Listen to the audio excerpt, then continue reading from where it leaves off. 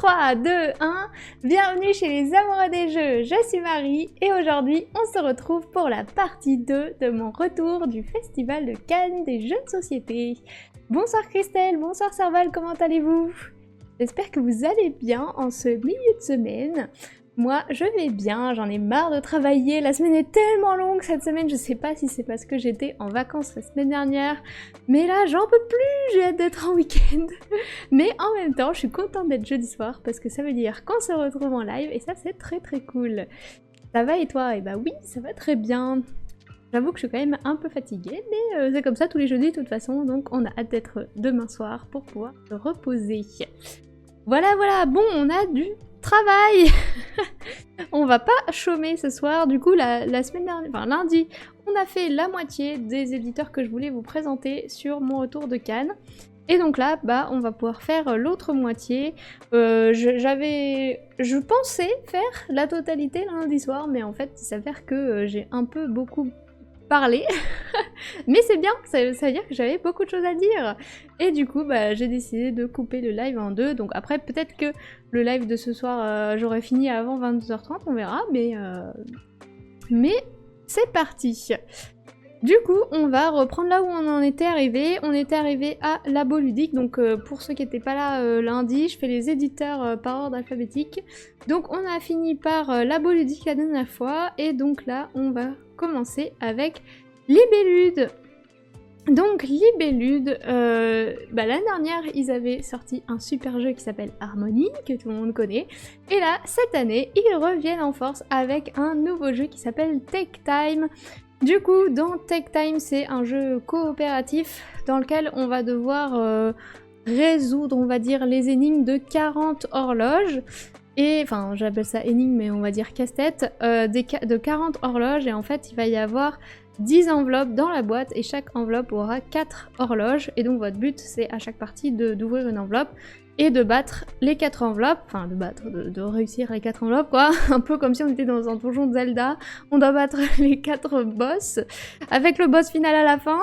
Donc c'est des horloges qui vont aller en difficulté croissante, donc au début vous allez avoir des contraintes. En gros, il va falloir jouer des cartes dans les différents cadrans de l'horloge et certains cadrans vont vous demander des contraintes et les cadrans doivent être en ordre croissant. Donc le plus petit cadran doit être plus petit que le dernier cadran quand on additionne toutes les cartes devant chaque cadran. Et là, par exemple, sur la photo, on voit que le cadran à droite, il fallait une carte bleue et une carte blanche.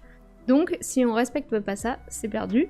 Mais si on arrive à respecter ça et en plus à faire que la somme de toutes les cartes soit par ordre croissant, et ben c'est gagné et on peut passer à l'horloge suivante. Sauf que là, vous ne pouvez pas parler. En gros, vous pouvez parler tout ce que vous voulez jusqu'à ce qu'on distribue les cartes. Une fois qu'on a distribué les cartes, on arrête de parler, un peu comme dans SkyTeam quoi. On établit notre stratégie et puis une fois qu'on a lancé les dés, on peut lui parler. Et là, bah, il faut jouer les cartes. Sauf qu'on peut jouer les cartes que face cachée ou face visible, mais les cartes face visible, on a le droit qu'à un certain nombre qui est égal au nombre de joueurs. Donc, à 4, on a le droit à 4 cartes face cachée, face visible. Sinon, c'est trop facile. On a le droit qu'à 4 cartes face visible. Tout le reste de toutes les cartes devront être face cachée. Et du coup, bah, va falloir essayer de deviner un petit peu ce que les autres vont jouer. Les cartes vont de 1 à 12 en 2 couleurs. Donc, vous savez qu'il y a un 12 blanc et un 12 bleu. Par exemple. Et donc, bah, vous savez, vous pouvez essayer un petit peu de déterminer ça, ce que les autres vont avoir joué. Surtout que on ne distribue pas non plus toutes les cartes. On distribue 3 cartes par joueur. Et je crois qu'en fonction du nombre de joueurs, on ne distribue pas le même nombre de cartes, évidemment. Donc à 2 joueurs, peut-être qu'on en distribue 6, je suppose. 6 par joueur. Et voilà. Et du coup, le but, c'est de réussir ça. Donc au début, bah forcément, quand on se connaît pas trop, on sait pas forcément ce que les autres vont jouer. Mais plus on va se connaître, bah plus on va pouvoir anticiper les coups, et puis plus on va monter en difficulté, plus les cadrans vont aussi avoir des contraintes. Là, on avait 2 cadrans qui avaient une contrainte, mais forcément, bah, au fur et à mesure, on en aura 3, 4, et à la fin, ça va être super dur. En tout cas, c'est un de mes coups de cœur du festival, Take Time, parce que bah, déjà, j'adore les jeux coopératifs, j'adore les jeux à communication limitée, où il faut essayer de deviner ce que les autres vont jouer, enfin voilà, c'est clairement mon style de jeu. J'ai hâte de faire toutes les enveloppes, ça a l'air trop bien. Après, je sais pas si à 2 joueurs ça joue bien. Là, on y a joué à 4. On y a joué sur la version géante en plus, c'est cool. Et à 4, bah ça tourne bien parce que bah forcément il y a beaucoup d'inconnus. On sait pas ce que 3 de nos autres joueurs vont jouer, alors qu'à 2, bah on a que la moitié de l'information. Donc je pense que c'est un peu comme perspective, on a la moitié de l'information, donc c'est plus facile à 2 que à 4. Donc à voir. À voir si à 2 c'est bien. Après si c'est comme Bomb Buster, en soi je trouve que Bomb Buster, on a la moitié de l'information à 2 joueurs, mais c'est quand même aussi bien qu'à 4. Donc à voir. À voir, à tester à 2. En tout cas, un de mes coups de cœur du festival. C'est normal, c'est un lieu d'échange. Mais oui, c'est fait pour ça les lives de retour de festival et même les lives de top du mois, c'est fait pour discuter. Et puis avoir votre avis, avoir mon avis, et puis voilà. Et puis si ça dure longtemps parce qu'on parle beaucoup, bah, tant mieux. C'est bien qu'on ait des choses à dire, parce que sinon on se ferait grave chier. Bonsoir Uno, comment vas-tu? Je vais bientôt passer à table. Ne parle pas de Toy Battle trop vite. En vrai, j'ai pas prévu d'en parler. Enfin si, à la fin quand je vais présenter mon loot, mais c'est que je l'ai pas testé en festival. Mais je pourrai en parler quand je parlerai de mon loot, parce que du coup, à la fin du live, j'ai prévu de mettre une petite photo avec tous les jeux que j'ai récupérés du festival, que j'ai acheté et eu en copy press. Et du coup, Toy Battle, je l'ai eu en copy press, mais du coup, on pourra en parler à la fin. Et bon appétit du coup. Bonsoir Princesse Mike, comment vas-tu? Je ne sais pas si je parviendrai à réunir assez de joueurs, dommage, il est beau. Bah ouais, faut voir si à 2 il est bien. On pourra le tester. Mais en tout cas, il n'y a pas encore de date de prévue. Je crois que j'avais entendu dire que c'était fin d'année. Je vais vérifier, je sais plus ce qu'Asmodée m'avait dit. Take time, j'avais mis octobre. Donc je sais pas si ça peut sortir avant ou pas, mais en tout cas pas avant, pas après octobre je pense. On verra. Enfin voilà, en tout cas ça c'est une sortie que j'attends avec impatience. Éditeur suivant, on arrive chez Ludonote. Donc chez Ludonote, il y a plusieurs choses. Alors je vais peut-être commencer plutôt par celui-là. Donc déjà il y a Living Forest Duel qui sort demain, je crois. Et donc là, je peux pas trop vous en parler parce que j'ai pas joué à Living Forest, le jeu de base, mais j'ai récupéré une copie presse de Living Forest Duel, donc il faut que je prenne le temps de lire les règles, de jouer, et ensuite je pourrai vous le présenter en live sur Twitch et jouer avec vous parce qu'il est disponible sur Board Game Arena. Donc on pourra y jouer ensemble, on pourra s'affronter, une personne pourra m'affronter à la fois. Et voir ce que ça donne. Bon, en tout cas, je pourrais pas vous le comparer avec le Living Forest normal parce que j'y ai pas joué. Mais en fait, j'ai fait le choix de pas jouer au Living Forest jeu de base parce qu'on m'avait dit que c'était pas fou à 2. Et comme moi, ma configuration de prédilection avec mon chéri c'est 2, bah on s'est dit bah autant pas tenter. Surtout si c'est pas bien à 2. Mais du coup, bah il paraît que celui-là est vraiment beaucoup mieux à 2. Donc bah j'ai hâte de le tester et de voir que ça donne. Mais apparemment le jeu de base il fallait mieux y jouer à 3 ou 4, c'était beaucoup mieux donc. J'ai le jeu de base, j'attends les lives avant pour me faire une idée. Quoi, tu as jamais joué le jeu de base de Living Forest? Bah non, parce que bah à 2 il paraît que c'est pas fou. Living Forest j'y joue même seul. Ah bah peut-être que tout seul ça aurait été bien. Mais voilà, du coup je n'y ai jamais joué. Mais je vais découvrir l'univers avec Living Forest Duel. Bah si, bien à 2. Bah, moi j'avais pas trop entendu ça, mais après, chacun son avis, hein, parce que même des jeux où j'entends que c'est nul, moi des fois j'aime bien, et inversement, où les gens disent « Ah, mais c'est trop bien ce jeu !» Moi je suis en mode « Non !» Elle y joue même à 0 tellement il est bien. C'est ça. Enfin voilà, bon en tout cas on découvrira ça ensemble quand j'aurai pu lire les règles et que j'aurai pu programmer un live. Et toi, une idée à 2 alors? Oui, bah du coup faudra que je me fasse une idée, que je me le procure pour y jouer. J'aime bien aussi, et j'ai même Kodama. Ok, je crois que je vois ce que c'est Kodama, mais pareil, jamais joué. Donc voilà, donc je vous en parlerai plus tard dans un live. Ensuite, sinon, il y a un proto qui arrive chez Ludonote, c'est Arigato. Donc c'est un jeu...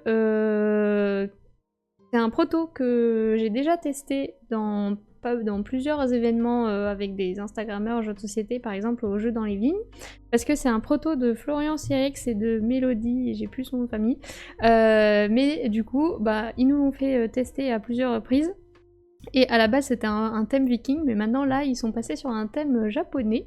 Et donc le pitch du jeu c'est que c'est l'anniversaire du shogun et du coup il va falloir faire des offrandes au shogun pour se faire bien voir entre guillemets. Et du coup nous on incarne un village et donc chaque village va vouloir préparer des offrandes et celui qui réalise du coup les meilleures offrandes sera déclaré. J'en sais rien. Voilà, et du coup, ça va mélanger un peu le jeu de draft et le jeu de gestion de ressources, tableaux, etc. Enfin, en gros, du coup, à chaque tour, vous allez avoir 4 cartes. Vous allez en jouer une chez vous, une que vous allez utiliser pour récupérer des ressources, et 2 que vous allez passer à votre voisin. Donc, celle que vous allez jouer chez vous, vous allez pouvoir lui donner les ressources qu'il faut pour la réaliser, ou gagner des points avec, enfin, en gros, selon ce que vous allez avoir dans votre tableau, il y a des cartes qui vont vous dire si il y a telle carte à côté de moi, bah je vais gagner tel nombre de points, etc. Donc il va falloir un peu bien gérer vos cartes qui sont devant vous pour gagner un maximum de points. Mais en même temps, vous avez qu'un espace de 4 cartes possibles, donc quand vous allez vouloir en ajouter une, il va falloir des fois en enlever une. Mais du coup, il faut essayer de les compléter pour pas les perdre. Parce que si vous arrivez à compléter une carte, dès que vous allez devoir l'enlever pour la remplacer, hop, elle va aller dans votre stock d'offrandes, si on peut dire. Enfin, je sais pas comment appeler cette zone, mais en gros, la zone validée. Et c'est ça qui va vous rapporter les points à la fin de la partie. Et ensuite, la carte que vous avez défaussée pour récupérer les ressources, il faut bien la choisir pour récupérer les bonnes ressources, pour pouvoir compléter les bonnes cartes au bon moment, etc. Enfin, du coup, plein de petites anticipations, planification, gestion de ressources, de tableaux, etc. Enfin, en tout cas, c'est super cool. Moi, quand je l'avais testé, j'avais adoré. Donc, j'ai hâte de voir ce jeu édité. Parce que là, bon, il est encore sous forme de proto, ils sont en train de faire les illustrations. Ils ont rajouté quelques petites règles, ils sont en train d'ajuster tout ça pour que ce soit bien équilibré, etc. Donc, hâte de voir ça, et ça du coup c'est prévu pour la fin d'année je crois, pareil, enfin le temps qu'il fasse le jeu quoi. Hop, est-ce que j'ai noté ça dans mes notes? Tac. Ouais, oh j'avais noté pour septembre, voilà. Et enfin, alors qu'est-ce que vous dites? Le Shogun c'est la boîte de nuit d'un camping. C'est pas du tout le même univers.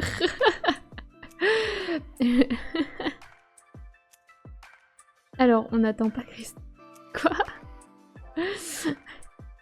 C'est ça, Sarval, sauf que je n'ai plus la forme pour draguer et je suis fidèle à mon chéri depuis 24, bientôt 5 ans. Hein. Ça, c'est beau. Moi aussi, j'aimerais bien que mon chéri, je lui dis quand est-ce qu'on se marie? Parce que là, mes grands-parents, ils vont avoir 60 ans de mariage, mais nous, si on veut arriver à 60 ans de mariage, faut commencer maintenant, là, sinon on perd du temps. Mais bon, il a pas très envie pour l'instant. Allez, on passe au jeu suivant. Donc le dernier jeu qui va arriver chez Ludonote, c'est Limite. Donc là, c'est un jeu expert. Bon, je sais pas si je vous le présenterai parce que c'est pas trop... Enfin, on verra. Mais en tout cas, c'est un jeu dans lequel vous êtes à la tête d'une nation et vous pouvez faire ce que vous voulez.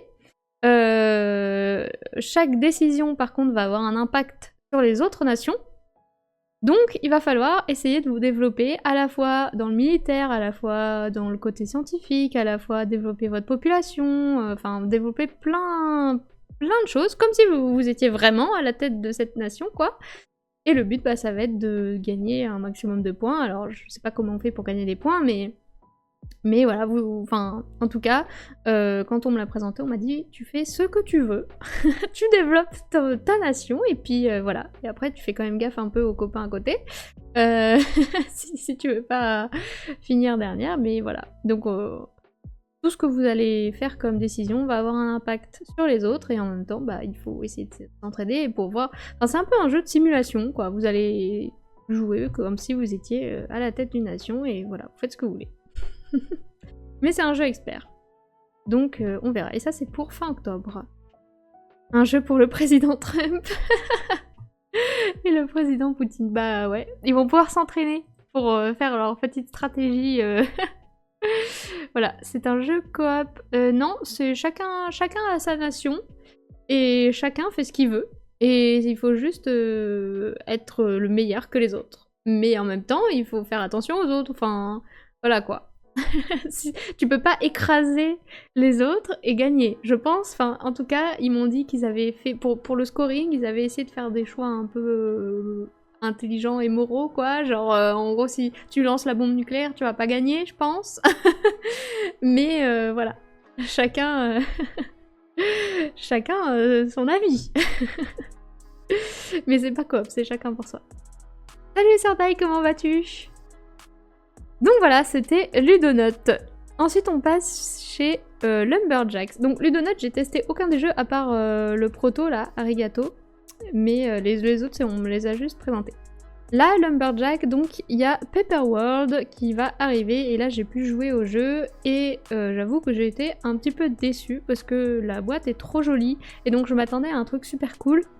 Et en fait, je sais pas, j'ai été un peu... Bah, c'est resté à plat, quoi. Enfin, en gros, du coup, votre but, ça va être de faire un tableau de 3x3 cartes. Enfin, pas 3x3 cartes, mais genre juste 3x3 espaces. Et en gros, à chaque fois que c'est votre tour, vous allez pouvoir soit récupérer des cartes dans la rivière, soit poser des cartes.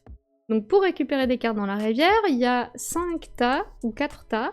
Et quand c'est votre tour, vous dites « je récupère tous les 1 » ou « tous les bleus » ou « tous les 3 ». Voilà, et tout ce qui est visible et qui est 1, 3 ou bleu, enfin ce que vous avez dit quoi, vous le prenez et vous le mettez dans votre main. Il n'y a pas de limite de cartes en main. Et puis, si vous voulez jouer des cartes quand c'est votre tour, vous dites « je pose des 1 » ou « je pose des bleus ». Et voilà, et vous devez du coup poser. Par contre, quand vous prenez des cartes, quand vous dites « je prends les 1 », vous êtes obligé de prendre tous les 1. Par contre, quand vous dites « je pose des 1 », si vous avez 4 1 dans votre main mais que vous voulez en poser que 2, vous avez le droit d'en poser que 2. Vous posez vos cartes, et pour les poser, vous allez devoir les poser en commençant par le 1, puis le 2, puis le 3, puis le 4, etc. de chaque couleur. Donc si vous commencez avec un 1 vert, au-dessus vous allez pouvoir mettre un 2 vert, au-dessus vous allez pouvoir mettre un 3 vert, etc. Et le but c'est de gagner un maximum de points. Les points c'est quoi? C'est les étoiles qui sont sur les cartes. Alors les cartes 1 n'ont pas d'étoiles, les cartes 2 ont une étoile, les cartes 3 ont 2 étoiles. Les cartes 4 du coup ont 3 étoiles et les 5 par contre ont 5 étoiles. Donc le but c'est d'aller le plus haut possible. Une fois que vous êtes arrivé à 5, c'est bon, vous êtes au maximum. Et quand vous posez vos cartes aussi, vous devez les poser adjacent à une carte déjà placée si c'est un autre tas d'une autre couleur. Vous pouvez pas placer en diagonale. Et aussi vous allez avoir 3 objectifs que vous pouvez faire. Genre nous par exemple il fallait faire un petit L de 3 tas de couleurs identiques. Là on voit sur ma photo que j'ai fait un petit L en bas à droite de cartes vertes. Donc une fois que j'ai posé 3 cartes vertes en petit L comme ça, je peux revendiquer l'objectif. Le premier qui revendique l'objectif il a 4 étoiles et le deuxième il a 2 étoiles je crois. Ou... ouais, un truc comme ça. Bref, du coup c'est un peu une course avec les objectifs. Et puis voilà. Et c'est juste à celui qui fait le plus de points. Et j'avoue que j'ai trouvé ça un peu plat. Après, on y a joué à 2, donc ce que mon adversaire prenait pas, je pouvais le prendre, et inversement.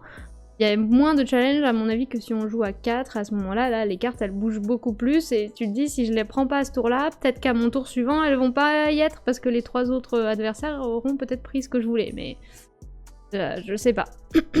Après, en fonction du nombre de joueurs, on met pas le même nombre de cartes. À 2 joueurs, là on avait la moitié des cartes, et à 4 joueurs, on met toutes les cartes. Donc, je sais pas, je suis restée un peu sur ma faim, j'étais un peu déçue, parce que vraiment, le jeu est trop joli. Mais bon, enfin, je sais pas. Si jamais vous l'avez testé, dites-moi ce que vous en pensez, mais moi, bof. C'est pas mon coup de cœur, en tout cas. Ça va, bientôt fin de semaine. Oui, je suis trop contente, moi aussi, que ce soit bientôt la fin de semaine. Le délit de faciès à l'envers. La boîte est belle, donc le jeu est super cool.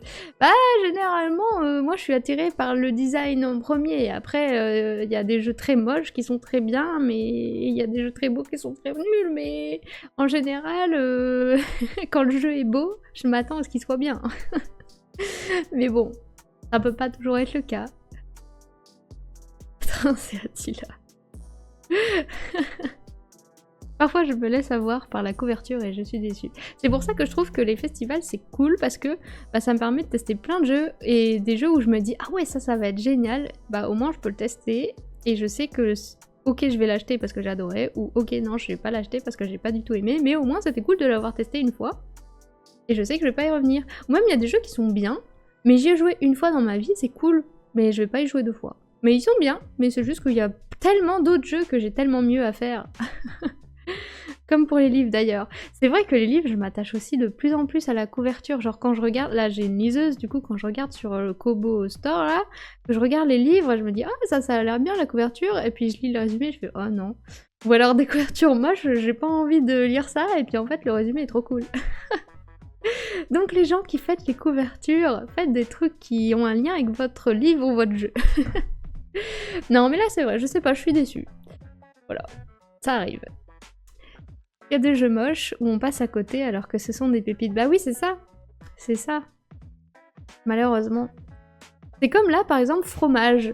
Le jeu qui... Je sais plus quel éditeur c'est, mais qui... Je sais pas s'il est déjà sorti en France, je crois pas. Mais il est sur BGA.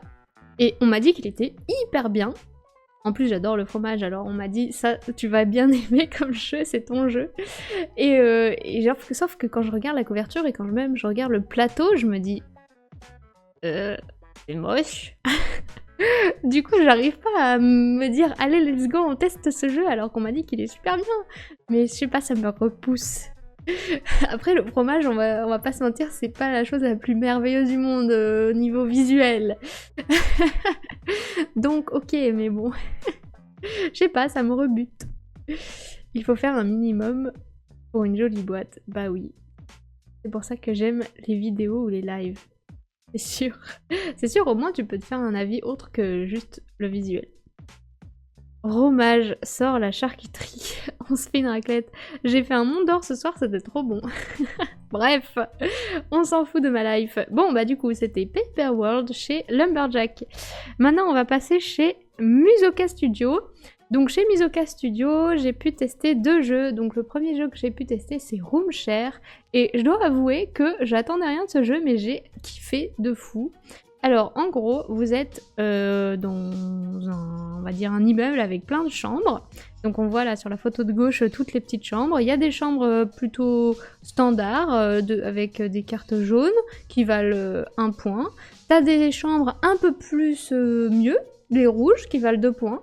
Et t'as la méga chambre super de luxe à 3 points qu'on voit un peu sur le côté à droite, là, jaune et violette.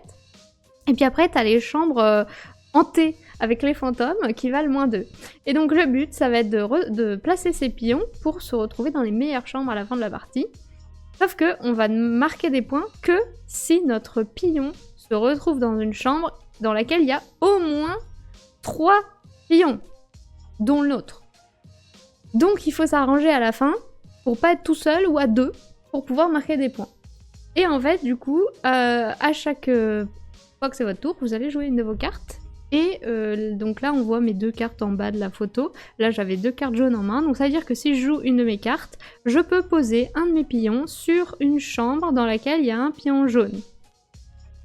Et où il n'y a pas déjà... où il y a un emplacement libre. Parce qu'en fait, du coup, chaque chambre a 4 emplacements libres. Un emplacement à chaque extrémité. Je sais pas si vous voyez un peu les flèches. On voit sur la carte en bas à gauche, il y a des flèches blanches. Et du coup, c'est les emplacements des petits pions.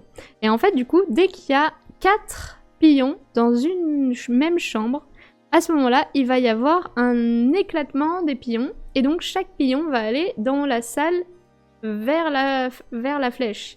Donc, si mon pion il est sur la flèche du haut, et que bah du coup quelqu'un arrive à mettre 4 pions dans la salle où je suis, bah hop, mon pion il va aller dans la salle au-dessus. Si mon pion était dans la salle du bas, enfin dans la flèche du bas, il va aller dans la salle en dessous. Et ça tourne, donc si je suis sur une extrémité à gauche et qu'il n'y a pas de chambre à gauche, je fais le tour et je vais dans la chambre de l'autre côté quoi. Bref, et du coup bah le but c'est un peu de faire chier tout son monde et d'éclater toutes les chambres à chaque fois quoi, et de dire ah bah toi hop tu te retrouves chez les fantômes, ah bah toi tu te retrouves là, bah tu pensais avoir 3 points, et bah non, allez salut ciao. Et c'est vraiment un petit jeu d'enfoiré, on va essayer de bloquer les autres et de les mettre là où ils ont pas envie d'aller. Et surtout que quand on éclate la pièce, celui qui a éclaté la pièce, bah hop, du coup il vous déplace dans la salle, mais il choisit après sur quelle nouvelle flèche de la nouvelle salle vous allez être. Donc il peut vous placer sur des endroits pas très fun. Voilà, et en tout cas, moi j'ai trouvé ça super drôle. Alors après on est à jouer à 3, je pense qu'à 3-4 c'est bien, à 2 je sais pas. À 2 j'ai peur que ce soit un peu... Bah c'est toi ou moi quoi.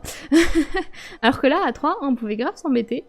Et je pense qu'à 4 c'est encore mieux parce qu'il y a encore moins d'espace. Et donc on va encore plus s'embêter. Mais en tout cas, j'ai trouvé ça super cool. Voilà. J'habite en Savoie, donc la Savoie c'est chez moi, la raclette, le fromage. Je suis team fondue. Ah, moi je suis team raclette. Ou tartiflette. On n'était même pas invités pour le Mont d'Or. Une prochaine fois. Un hôtel, voilà, on est dans un hôtel ou dans une résidence étudiante et on essaye d'aller dans les meilleures chambres, quoi. Les chambres de luxe. Pour gagner des points. Et du coup, la partie elle s'arrête quand une personne a posé tous ses pions et à ce moment-là, on a tous le droit de poser un de nos pions restants en plus dans l'une des salles en petit bonus. Sauf la personne qui a mis fin au jeu, quoi, mais voilà. Et après, on compte les points. Donc, les salles où il n'y a pas 3 pions, on dégage les pions directs. Sauf les salles fantômes. S'il n'y a pas 3 pions dans une salle fantôme, on se prend quand même les -2. Donc, bon, pas fou.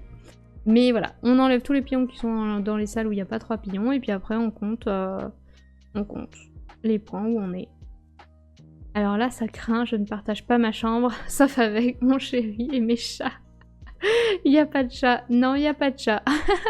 Et du coup, là, je vous ai parlé des cartes où on peut poser nos pions, mais après, on a plein de cartes possibles. Genre, il y a des cartes où vous pouvez vous placer un peu n'importe où. Il y a des cartes où vous forcez un éclatement de chambre. Il y a des cartes où vous forcez des déplacements de pions. Vous pouvez échanger votre pion avec un autre. Enfin, voilà, il y a plein de petits effets super sympas. Et moi, j'ai bien aimé. Je pense que c'est un des meilleurs jeux pour l'instant de cet éditeur. J'ai pas tout testé, mais ça c'était bien. Le jeu a l'air bien.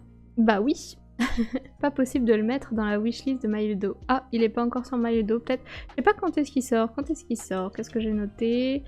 J'ai noté... J'ai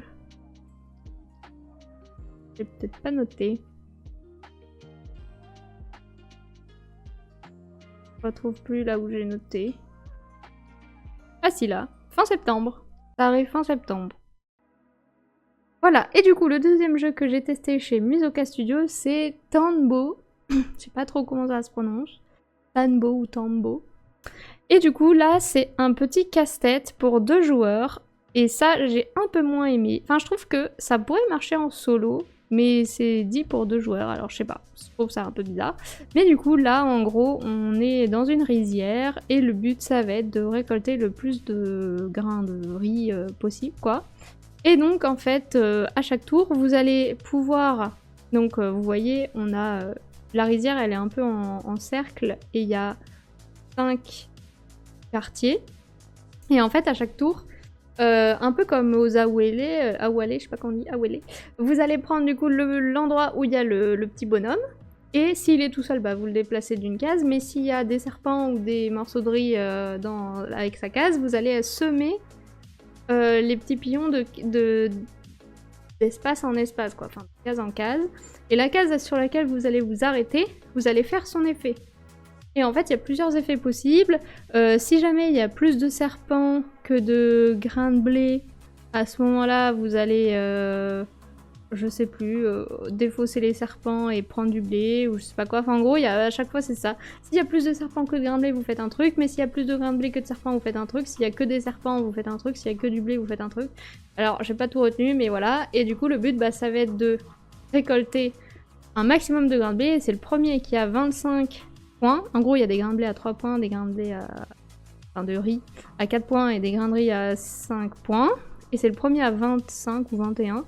Et dès qu'il y en a un qui a ce score-là, ça s'arrête. Mais du coup, bah, pour récolter du riz, il faut que faut qu'il y ait plus de riz que de serpents, je crois. À ce moment-là, vous récoltez l'excédent en riz.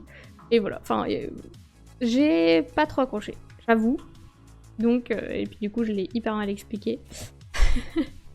Mais c'est pas grave.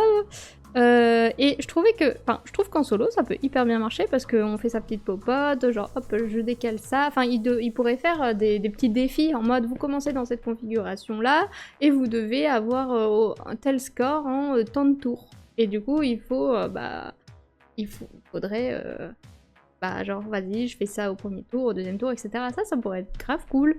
Mais là, je sais pas, on était l'un contre l'autre et il y avait une règle où si moi je faisais un truc, alors je pouvais rejouer et du coup mon chéri il pouvait échanger deux pions sur son truc. Enfin, il y avait que ça comme interaction et du coup je trouvais ça pas très utile de jouer à deux en fait. Enfin, je sais pas. Donc bizarre. J'ai pas trop accroché. Mais bon, ça arrive. Team 2, s'il y a du fromage.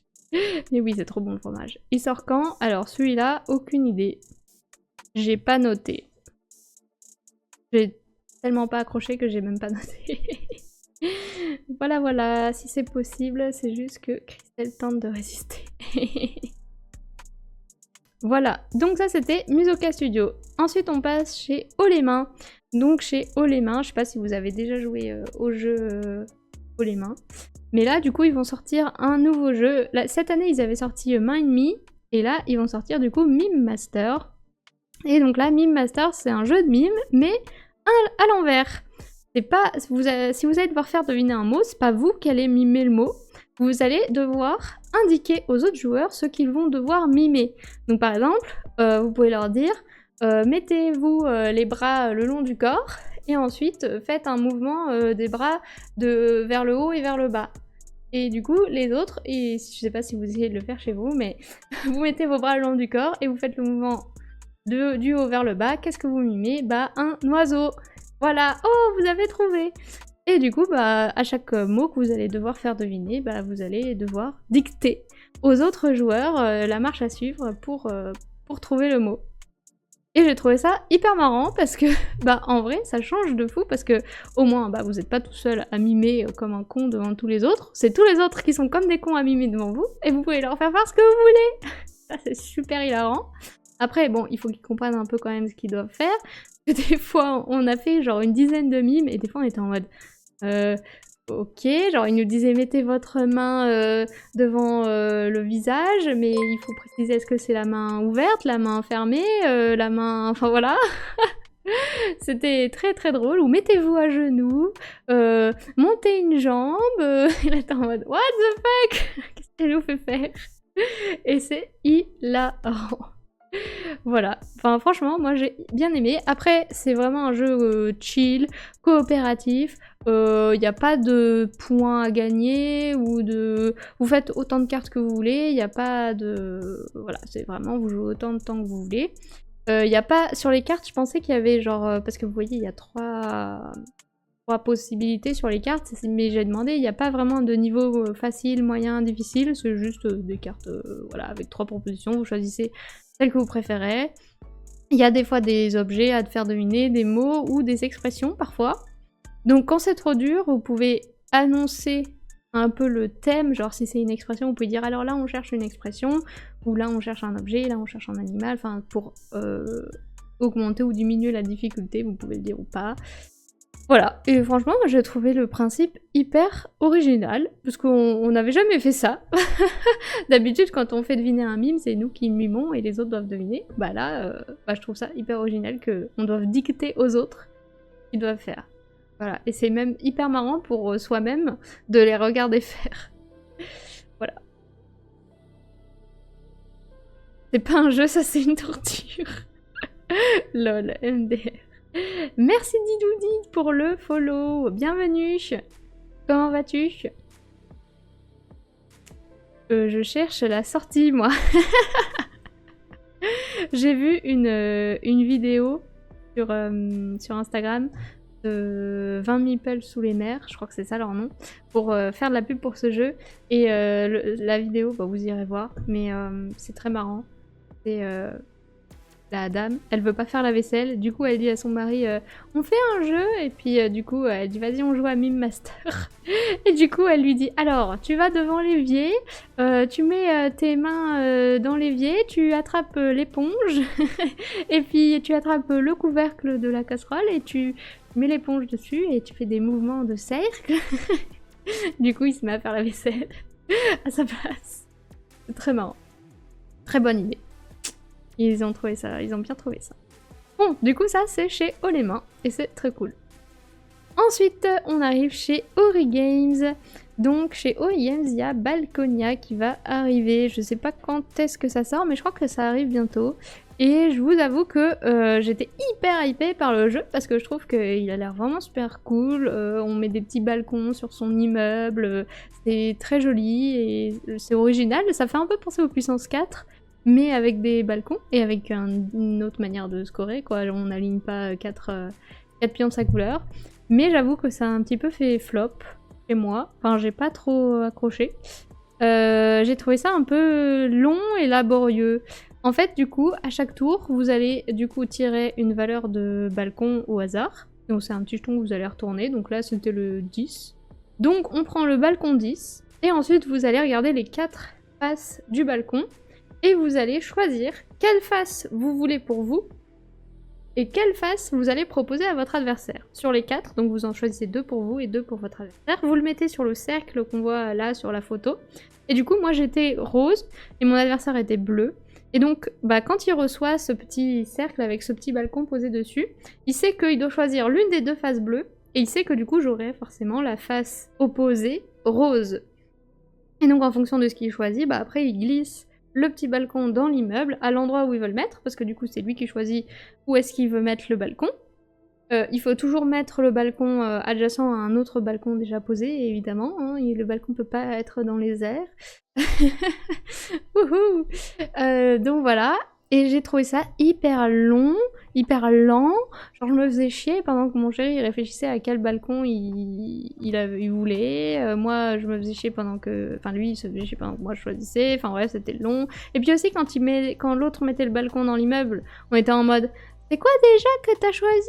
Et enfin pour retenir ce que l'autre avait de son côté de l'immeuble, j'étais en mode comment je vais faire? Alors on s'est mis à prendre des notes et tout sur ce que l'autre avait parce que c'est important quand même de savoir ce que l'autre a de son côté pour essayer de pas lui redonner les mêmes trucs. Parce que moi par exemple j'étais en train de jouer sur les notes de musique, donc je gagnais je crois 2 points si j'avais des notes de musique sur ma ligne ou sur ma colonne, bref je sais plus. Et du coup forcément qu'il va essayer de pas me donner les faces où il y a des notes de musique, où lui il cherchait des vêtements ou je sais plus, bref, et donc moi je vais essayer de pas lui en donner, et donc il faut essayer de se souvenir quand même pour pas que ce soit un peu trop du hasard, parce que bon, c'est quand même un jeu de combo, donc selon comment vous allez placer vos trucs, ça va faire des combos, etc. Et du coup je sais pas, j'ai pas accroché, j'avoue que je me suis un peu ennuyée sur ce jeu. Mais bon, après c'est hyper original, donc je pense qu'il trouvera son public, mais j'avoue que moi j'ai trouvé ça plat. Voilà. Ah, ton jeu préféré. C'est Tatiana qui te l'a expliqué. Non, c'était un animateur de chez Ori Games qui était sur le stand. Mais enfin, je sais pas, j'étais pourtant hyper hypée, j'ai dit à mon chéri, oh vas-y, il faut trop qu'on le teste le jeu, il a l'air cool et tout. Et après j'étais en mode... Bon, on y va. Genre, off. J'ai pas trop aimé, mais bon, voilà, ça arrive. Y a forcément des déceptions, hein, comme on disait tout à l'heure. C'est pas parce que le jeu est beau qu'il est bien. De rien, merci à toi, je passe vite fait en l'heure, qu'il n'y avait pas de soucis, merci de passer.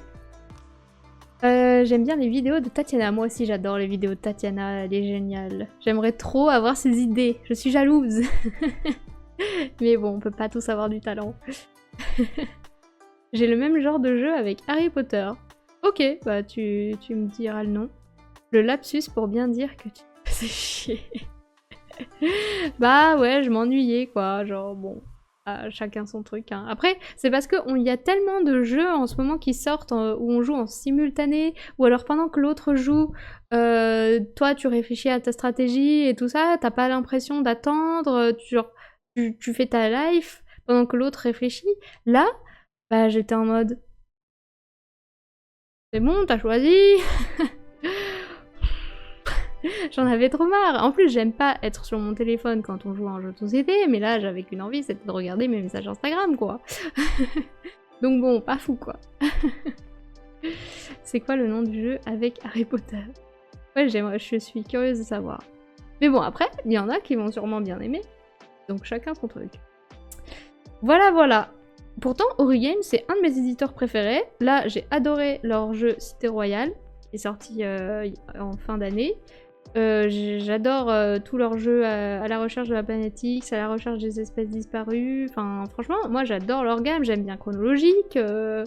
Mais là, j'ai pas. Ça fait flop. Mais ça, on peut pas tout aimer, hein.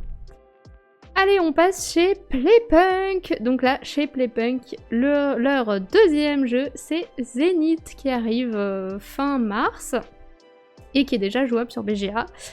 Donc j'ai hâte de me le procurer pour pouvoir vous le présenter en live et qu'on puisse jouer ensemble. Je l'ai volontairement pas acheté sur le festival parce que je trouvais qu'il était un petit peu cher et du coup j'ai préféré le commander chez Ludum. La meuf trop radine. Mais bon voilà, du coup je l'ai pas encore, mais j'ai déjà commandé chez Ludum, mais donc il arrivera dès qu'il sera disponible. Mais donc Zénith c'est quoi? Bah c'est un jeu de tir à la corde, en gros on est chacun une corporation quoi, et du coup on va essayer d'attirer les planètes vers nous, et pour ça on va jouer des cartes, et bah c'est vraiment du tir à la corde, de la programmation, de qu'est-ce que je vais bien faire à ce tour-là. Il y a aussi une piste à gauche du plateau où on va pouvoir monter pour gagner des bonus, enfin c'est plein de petits combos, je vais faire ça qui va me permettre de faire ça, qui va me permettre de faire ça, qui va me permettre de faire ça, et comme ça je vais pouvoir attirer telle et telle planète vers moi, et comme ça, voilà. Et l'autre adversaire, bah, il doit un peu réagir en fonction de ce qu'on va faire pour pas nous se laisser faire, mais en même temps il doit aussi un peu attaquer, enfin voilà. Et c'est vraiment très cool, ça se joue soit que à 2, soit que à 4. Si vous jouez à 2, bah, vous avez chacun votre côté du plateau, et si vous jouez à 4, bah, vous êtes en équipe de contre 2, et là vous avez chacun un côté, donc par exemple, si je suis le joueur à gauche, je vais jouer violet, orange et bleu, et si je suis le joueur à droite, je vais jouer vert, rouge et bleu. Bleu est en commun avec les deux joueurs, et du coup ça veut dire que bah, je peux jouer que des cartes violettes, orange et bleu, donc si j'ai des cartes rouges et vertes, je vais devoir essayer de les passer à mon coéquipier pour que ce soit lui qui les joue. Et donc il faut bien planifier un peu ce qu'on fait, parce qu'à chaque tour on va chacun pouvoir jouer une carte, donc bah, il faut essayer de discuter, mais on peut pas non plus se montrer et dire « Regarde, moi j'ai cette carte, ça pourrait être bien !» Voilà, donc il faut essayer de se comprendre, de programmer ces trucs, et je pense que bah, c'est aussi bien à 2 qu'à 4, et moi quand je l'ai découvert à Vichy, on y a joué à 4, mais après j'ai fait 3 parties sur BGA avec mon chéri à 2. Et c'était pas mal. Enfin, après, je sais pas si j'aimerais y jouer sur plateau ou sur BGA, parce que, je sais pas, je trouvais que sur BGA, l'iconographie était pas forcément hyper claire. Et du coup, c'était bien, justement, de l'avoir sur BGA, parce que, bah, à chaque fois, je passais ma souris sur la carte et ça me disait ce que ça faisait.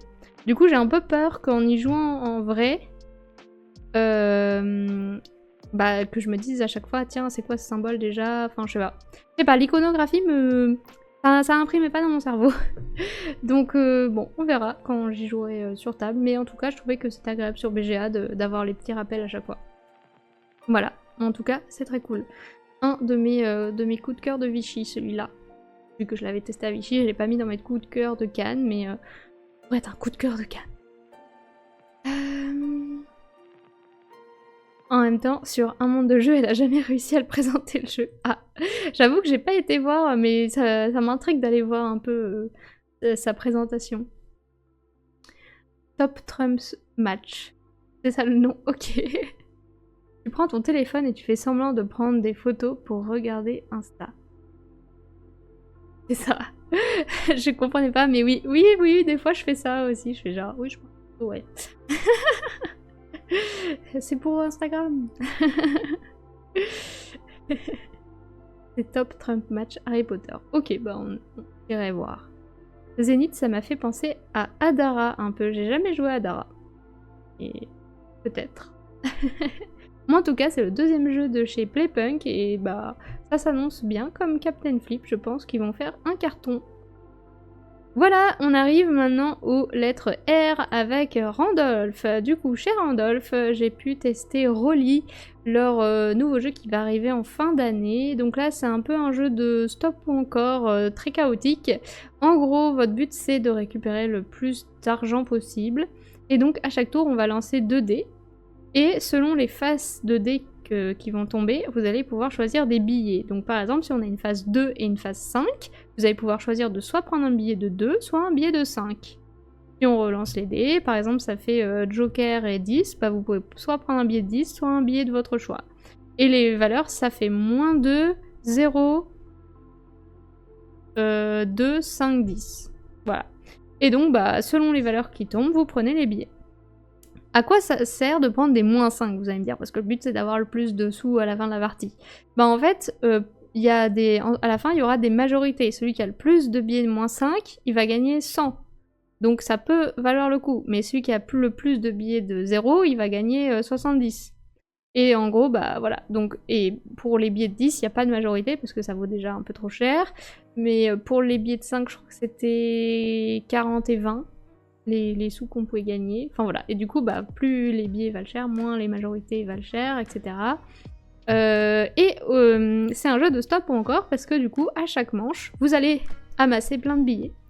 Mais si jamais, à un moment, il y a 2 faces de dés identiques, donc enfin il n'y a que 2 dés, mais si les 2 faces de dés sont identiques et qu'elles ont une valeur d'un des billets que vous avez devant vous, donc imaginons c'est 2, 5, 5 et 5, et vous avez au moins un billet 5 devant vous, à ce moment-là, vous perdez tout. Enfin, tout ce qui n'est pas validé. Donc vous devez remettre les billets dans la banque. Mais du coup, au lieu de prendre un billet à votre tour, vous pouvez dire je valide les billets que j'ai déjà gagnés. Comme ça, ils sont protégés et je les gagne pour la fin de partie. Maintenant, là, vous sortez de la manche et vous devez attendre que tous les autres aient sauté ou que tous les autres aient validé leurs sous pour pouvoir rejouer. Pour pouvoir revenir dans la manche. Voilà, et du coup, ça s'arrête... Comment ça s'arrête? Je crois que ça s'arrête quand il y a un paquet vide ou... Ah non, c'est un nombre de manches maintenant. Oui, parce que j'avais aussi testé le proto à Vichy. Là, c'est un nombre de manches, donc on fait un nombre de manches limité.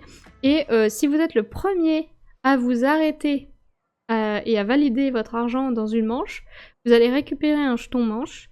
Et à ce moment-là, les jetons manches, ça vous permet de gagner les égalités à la fin de la partie. Donc si vous êtes 2 à avoir le même nombre de billets moins 5 par exemple, mais que vous avez un meilleur jeton manche que l'autre, bah vous gagnez l'égalité.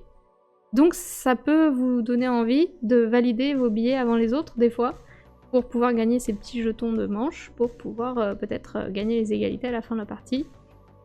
Mais en même temps, on a envie d'être gourmand et de dire encore et encore et encore on veut des billets quoi. Donc faut être gourmand mais pas trop. Voilà, voilà. Je sais pas si c'était clair, mais en tout cas, je trouve que c'est pas mal comme jeu pour commencer ou finir une petite soirée avec des potes. Là, en plus, c'était bien leur format parce qu'ils avaient mis une table sans chaise, de coup on était tous debout autour de la table, un peu en mode casino, et on lançait les dés, et puis on gagnait nos billets, on validait, on rageait parce qu'on explosait, mais voilà, et c'était vraiment très sympa. Genre de petits jeux d'ambiance avec de la chance, très cool, qui fait rager tout le monde. Voilà. J'ai bien aimé. Hop, ensuite on arrive chez Savannah. Donc Savannah, leur nouveau jeu c'est Lacuna. Lacuna, c'est un jeu un peu abstrait dans lequel on va essayer de récupérer le maximum de petites étoiles. Et, enfin, étoiles ou fleurs, comme vous voulez, les petites fleurs, et pour gagner pour gagner à la fin de la partie, il faut avoir le plus de majorité possible, donc il y a 7 fleurs par couleur, et donc bah, pour avoir une majorité, il faut au moins 4 fleurs dans la couleur, et celui qui a le plus de majorité remporte la partie, et ça se joue à 2 joueurs, et du coup, à chaque tour, vous allez venir placer votre petit pion, soit doré, soit argenté, sur le plateau. Donc ça va se jouer en 2 phases. Première phase, on va tous placer un par un, nos petits pions argentés et dorés sur le plateau. Enfin, le plateau, c'est un petit tapis en tissu, sur lequel il y a toutes les fleurs posées dessus. Quand je pose mon pion sur le tapis, je dois le placer sur une ligne imaginaire qui relie 2 fleurs de la même couleur. Et à ce moment-là, je vais venir récupérer ces 2 fleurs qui relie cette ligne imaginaire. Je prends les 2 fleurs et je les mets dans ma réserve, dans mon stock. Puis mon joueur fait de même, jusqu'à ce qu'on ait tous les deux posé nos 6 pions, je crois. Je crois que c'est 6, je sais plus si c'est 6 ou 8. Une fois que tout le monde a posé ses pions, on passe à la deuxième phase. Et là, ça se passe un peu comme à la pétanque. On va regarder qui est le plus proche du cochonnet, quoi. Donc, toutes les fleurs qui sont le plus proches de votre pion ou de vos pions à vous, vous allez les récupérer. Donc, il va falloir, quand vous vous êtes placé sur votre ligne imaginaire à la phase 1, il va falloir essayer de vous placer astucieusement pour vous rapprocher au maximum des fleurs aux alentours du plateau, pour pouvoir récupérer un maximum de fleurs à la phase 2. Parce que c'est ça qui va créer les égalités, les majorités, pardon, je raconte n'importe quoi. C'est ça qui va créer les majorités à la fin. Donc il faut se placer intelligemment, pas se mettre n'importe où là où il n'y a pas de fleurs, quoi.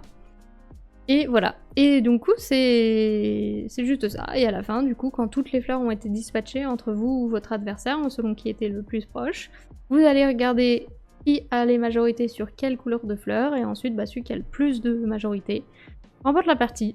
Donc c'est hyper simple. Voilà, c'est juste de l'observation, de comment je vais me placer, comment l'autre va se placer, etc. J'avoue que mon chéri a adoré. Moi j'ai trouvé le jeu très cool, mais c'est pas trop mon genre de jeu parce que j'avoue que la vision dans l'espace, en mode alors si je me mets là, est-ce que c'est mieux que là ou quoi, je sais pas. Bref, je sais pas, c'est pas mon genre de jeu, j'ai pas trop envie, enfin je veux bien y rejouer si mon chéri veut y rejouer, mais j'avoue que bon, je rejouerai pas de moi-même, mais je sais que mon chéri a trouvé ça hyper cool. Voilà. Donc chacun... Mais mon chéri il adore les jeux abstraits comme ça, donc... Je suis pas étonnée qu'il ait bien aimé. Moi j'avoue que les jeux abstraits ça me passe un peu au-dessus. Moi j'aime bien les jeux quand il y a un vrai thème, que je crée ma petite vie, ma petite histoire et tout. Là j'ai pas été plongée dans le jeu. Mais c'est un jeu comme ça quoi. Et forcément il peut pas y avoir que des jeux narratifs où on crée son histoire. Donc voilà. Mais chacun son avis. Merci Caperdrive pour le follow et merci Wolfseer pour le follow. Bienvenue à vous, comment allez-vous? Donc voilà, c'est Lacuna. Je sais qu'il y a plein de gens qui ont bien aimé, j'ai vu des bons retours sur ce jeu sur Instagram, mais moi c'est pas mon type de jeu, donc voilà. Je vous le présenterai pas de nouveau. Mais si vous aimez les jeux abstraits, allez-y, il est vraiment bien. Allez, on passe chez Schmidt, donc... Chez Schmidt, c'est dur à dire. Ils vont sortir Crystalla au mois de juin. Et donc Crystalla, c'est le... Je sais pas si vous savez, mais c'est le jeu qui a été créé par First Player qui fait des vidéos sur YouTube et des live Twitch. Si jamais vous connaissez. Et donc il a créé un jeu qui s'appelle Crystalla. Il sort en juin. Et donc là c'est un jeu pour 2 à 4 joueurs dans lequel vous allez faire un tableau de 3 x 4 cartes. Et les cartes, c'est des cristaux qui sont dessinés dessus, d'où le nom Crystalla. Et votre but, ça va être de gagner un maximum de points en agençant au mieux votre petit tableau de cristaux. Donc par exemple, les cristaux bleus, c'est une échelle de points, donc plus vous en avez, plus vous allez marquer des points. Les cristaux violets, il faut avoir des paires de cristaux violets pour marquer des points. Les cristaux roses, il faut essayer d'en avoir 2 collés côte à côte pour... Vous voyez sur le cristaux rose, il y a une sorte de demi-cercle bleu. Là, il faut que les demi-cercles bleus soient collés côte à côte pour former un cercle. À ce moment-là, vous gagnez des points si vous réussissez à faire ça. Le plus dur, c'est le cristaux vert. Lui, c'est des quarts de cercle. Donc on voit sur ma photo que j'ai réussi à mettre 4 cristaux verts adjacents. Et si vous avez ça, vous avez 23 points. Voilà, et donc vous allez devoir agencer un peu vos cristaux, sauf que pour pouvoir récupérer ces cartes, ça fait un peu comme les Awele là, comme je vous disais tout à l'heure, avec Tambo. Là, vous allez choisir une carte où il y a au moins un cube de votre couleur, vous allez prendre tous les cubes qu'il y a sur cette carte et vous allez les disperser en gros de carte en carte, et la carte sur laquelle vous allez vous arrêter, vous allez prendre... Enfin, le tas sur lequel vous allez vous arrêter, vous prenez la carte du dessus et vous l'ajoutez à votre tableau. On commence la partie avec 3 cartes et donc on va faire 9 tours au total, et à la fin de 9 tours, on va compter les points. Si jamais vous, au moment où vous dispatchez les petits cubes sur les cartes, vous faites une sorte de double avec 2 cubes de la même couleur, vous allez, si c'est 2 cubes de votre couleur, vous allez choisir un cristaux qui est en carton sur la table. Vous allez pouvoir venir mettre sur votre plateau et recouvrir un des cristaux d'une carte pour peut-être changer sa couleur, parce que vous pouvez pas mettre un cristaux rose sur un cristaux rose. Donc ça va vous permettre un peu de modifier les cartes que vous auriez pris et qui vous intéressaient peut-être moins. Et si jamais vous créez une paire de 2 cubes d'une couleur adverse, à ce moment-là, vous allez choisir un cristaux en carton sur la table et vous allez l'offrir à votre adversaire en lui disant « Tiens, rajoute ça sur ton tableau. » Vu que je sais que t'as un super cristaux, je sais pas, vert, et ben hop, je vais venir le polluer avec un super cristaux blanc. Enfin, c'est pas vous qui choisissez où il le met, c'est son truc, mais ça peut un peu polluer son truc. Donc voilà, c'est un peu le côté méchant du jeu. Donc là, on y a joué à 2.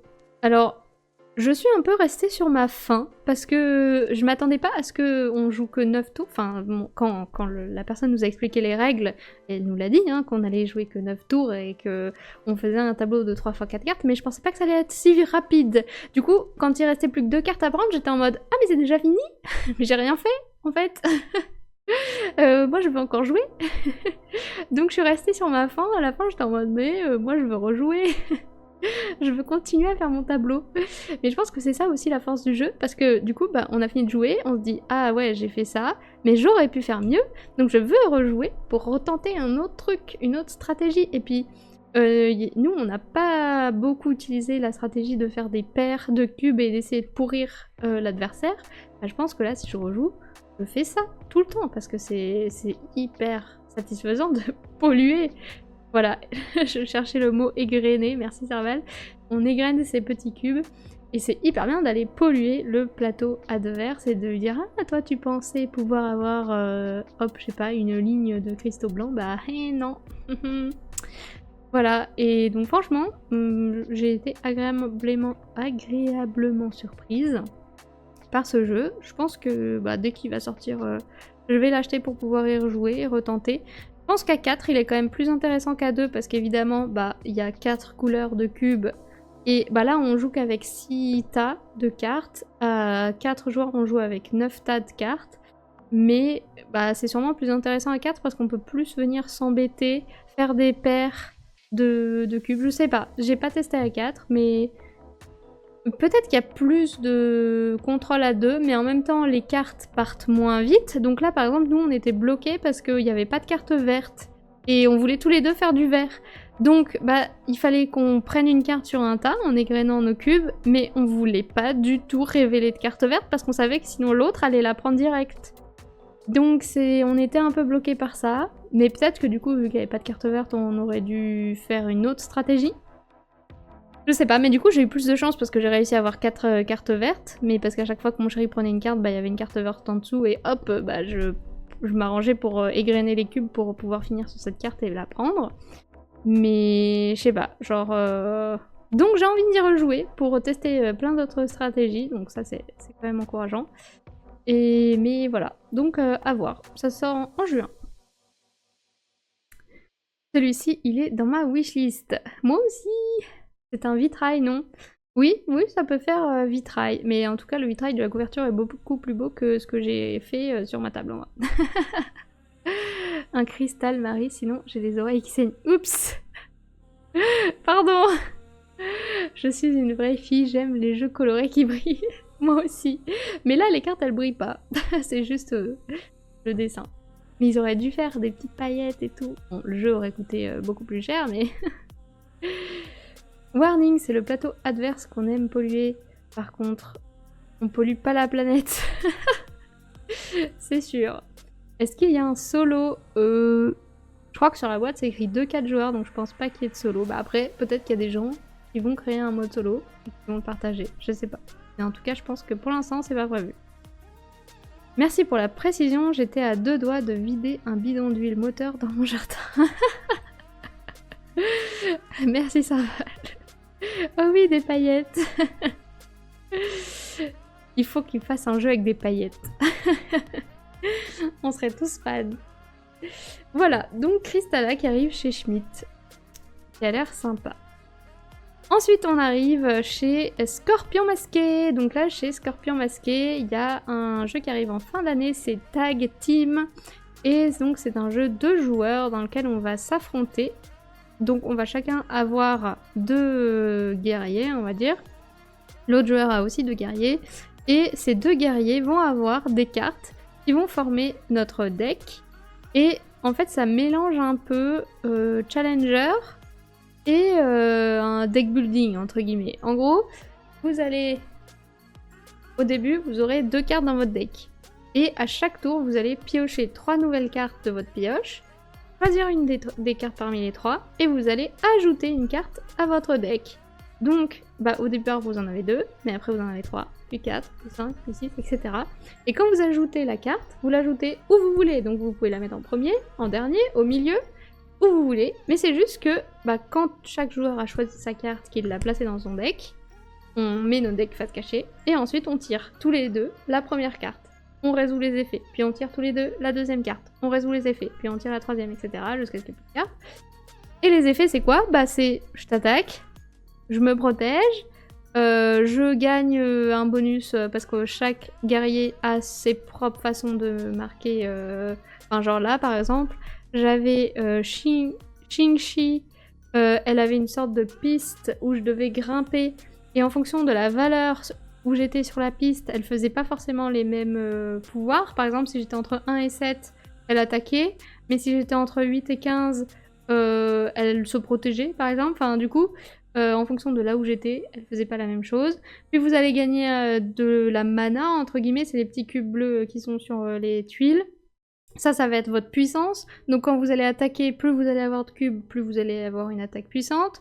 Mais en même temps, l'autre va essayer de se soigner, de vous enlever des cubes, etc. Enfin voilà. Et selon ce que vous allez prendre comme guerrier, vous allez avoir des decks différents et vous allez avoir peut-être des combos différents. Vous savez peut-être que si vous jouez cette carte et que juste après vous arrivez à jouer telle autre carte, ça fait un combo super puissant. Mais en même temps, l'autre joueur, il sait plus ou moins l'ordre de vos cartes, donc il va essayer de vous contrer en disant alors à la carte 3, elle attaque, donc à la carte 3, je vais essayer de mettre un bouclier. Mais en même temps, vous avez rajouté une carte dans votre deck, donc maintenant c'est plus la carte 3 que j'attaque, c'est la carte 4. Donc voilà, et c'est hyper bien. Genre, c'est un de mes coups de cœur du festival. J'ai trouvé ça hyper cool. Alors c'est un challenger, mais avec beaucoup plus de contrôle et avec des decks qu'on peut comment dire, maîtriser, parce que plus vous allez jouer avec ces cartes, plus vous allez les connaître, et plus vous allez connaître un peu les combos. C'est ça que je cherchais, c'est un mélange entre Challengers et Dice Throne, sauf que là on lance pas des dés, on a juste des cartes. Voilà, je trouve que ça fait un peu ça. Et donc là le jeu il est disponible sur Board Game Arena mais en alpha, si jamais vous avez le alpha Board Game Arena. Ils l'ont mis en alpha pour pouvoir avoir des données sur les parties que les gens vont faire pour pouvoir équilibrer le jeu. Donc si jamais vous avez l'alpha, vous voulez aider à équilibrer le jeu, vous pouvez faire des parties, découvrir les personnages, etc. Et une fois que ce sera équilibré, ils le mettront en bêta et en dispo pour tout le monde, avec tous les personnages de la boîte. Je sais plus combien il y a de personnages, je sais pas si j'ai noté cette info.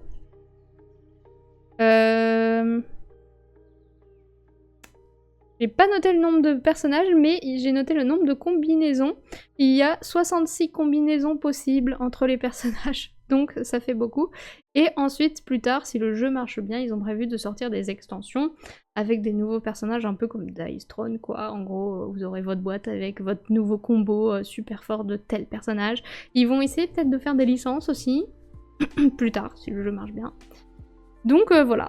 Et ça sort pour l'automne. Donc c'est cool. Moi franchement, Scorpion Masqué, je suis jamais déçue de leur jeu, donc j'ai hâte. Ils auraient pu faire sous forme de puzzle game. Oui, mais si quelqu'un a clippé Marie à ce moment-là, ça aurait pu être détourné au détriment de Marie. C'est vrai. Mais comme personne prend des clips, à part toi, Sarval, quand il y a des trucs drôles, c'est bon. Alors Marie, tu parles pas chinois? Je pourrais, hein, vu que mes parents habitent en Chine, mais bon, non, je ne parle pas chinois. Tu as raison, safety first. Oui. Et bon exemple, et de boîte moche, mais mécanique bien. J'avoue que, en vrai, la boîte, elle est pas hyper belle, mais je la trouve pas si moche que ça, en vrai. Ça va. Mais chacun son avis. C'est bien ce que je... Ah là là. Mais ouais, non franchement, un de mes coups de cœur, j'ai hâte d'essayer d'autres combinaisons là, parce que du coup, bah, on a eu les combinaisons de base un peu.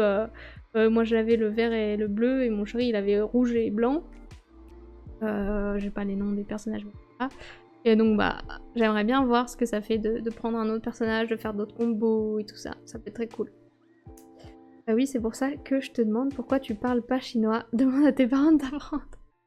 C'est un peu compliqué, mais oui, je pourrais. Mais mes parents, ils prennent des cours intensifs de chinois toutes les semaines, donc je n'ai pas leur niveau.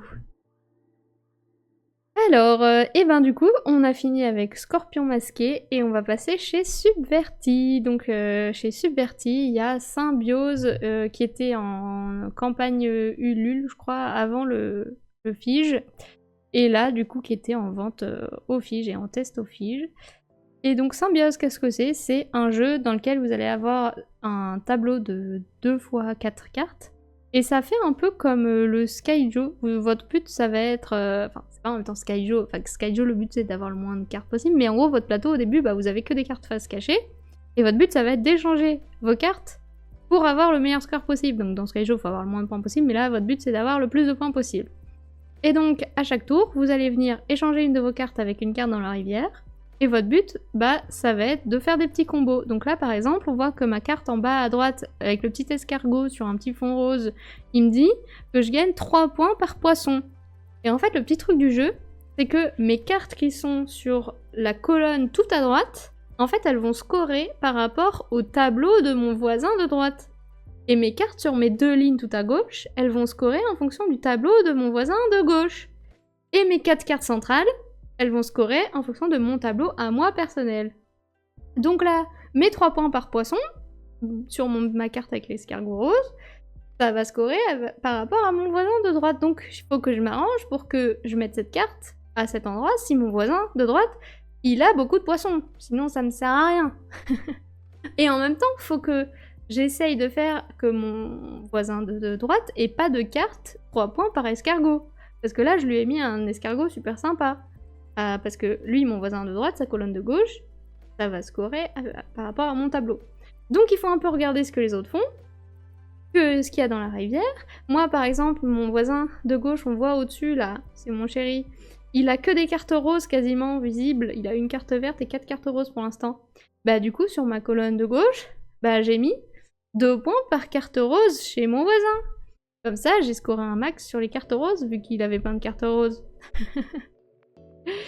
Donc voilà, c'est hyper... Bah, il faut faire sa petite programmation. En même temps, au début, on connaît pas les cartes, donc on y va un peu au pif. Mais je pense que plus on y joue, plus on se dit « Ah oui, je sais qu'il y a un 8 vert avec une libellule, je sais qu'il y a une carte avec un escargot rose et un 3 brun par poisson. » Et on peut peut-être plus ou moins anticiper que les autres vont faire, ce qu'ils vont prendre, ce qu'ils vont pas prendre, comment je vais agencer mon tableau. Et puis, on peut aussi, du coup, à chaque tour, on peut donc soit échanger une carte de notre tableau avec la rivière, soit... alors, à 2 joueurs, si on n'échange pas, on retourne une carte, un truc comme ça, enfin bref. Et du coup, il y a plein de petites techniques. Pour moi, par exemple, j'avais une carte, elle était au centre de mon tableau, mais je voulais qu'elle score chez mon voisin. Donc, je l'ai remis dans la rivière, j'ai prié pour qu'elle soit pas prise, et à mon tour, je l'ai reprise, et je l'ai mis à une autre place, quoi. Enfin, j'ai fait un petit tour de passe-passe. Et voilà. Et donc, c'est très cool. Voilà. Ça, je sais pas s'il y a un mode solo. Non, je crois que c'est que 2 à 4. En tout cas, maintenant, il y a un mode de joueur. Avant, il n'y avait pas de mode de joueur. Mais donc, grâce à la campagne Ulule, ils ont pu rajouter un mode de joueur. Donc ça, c'est très cool.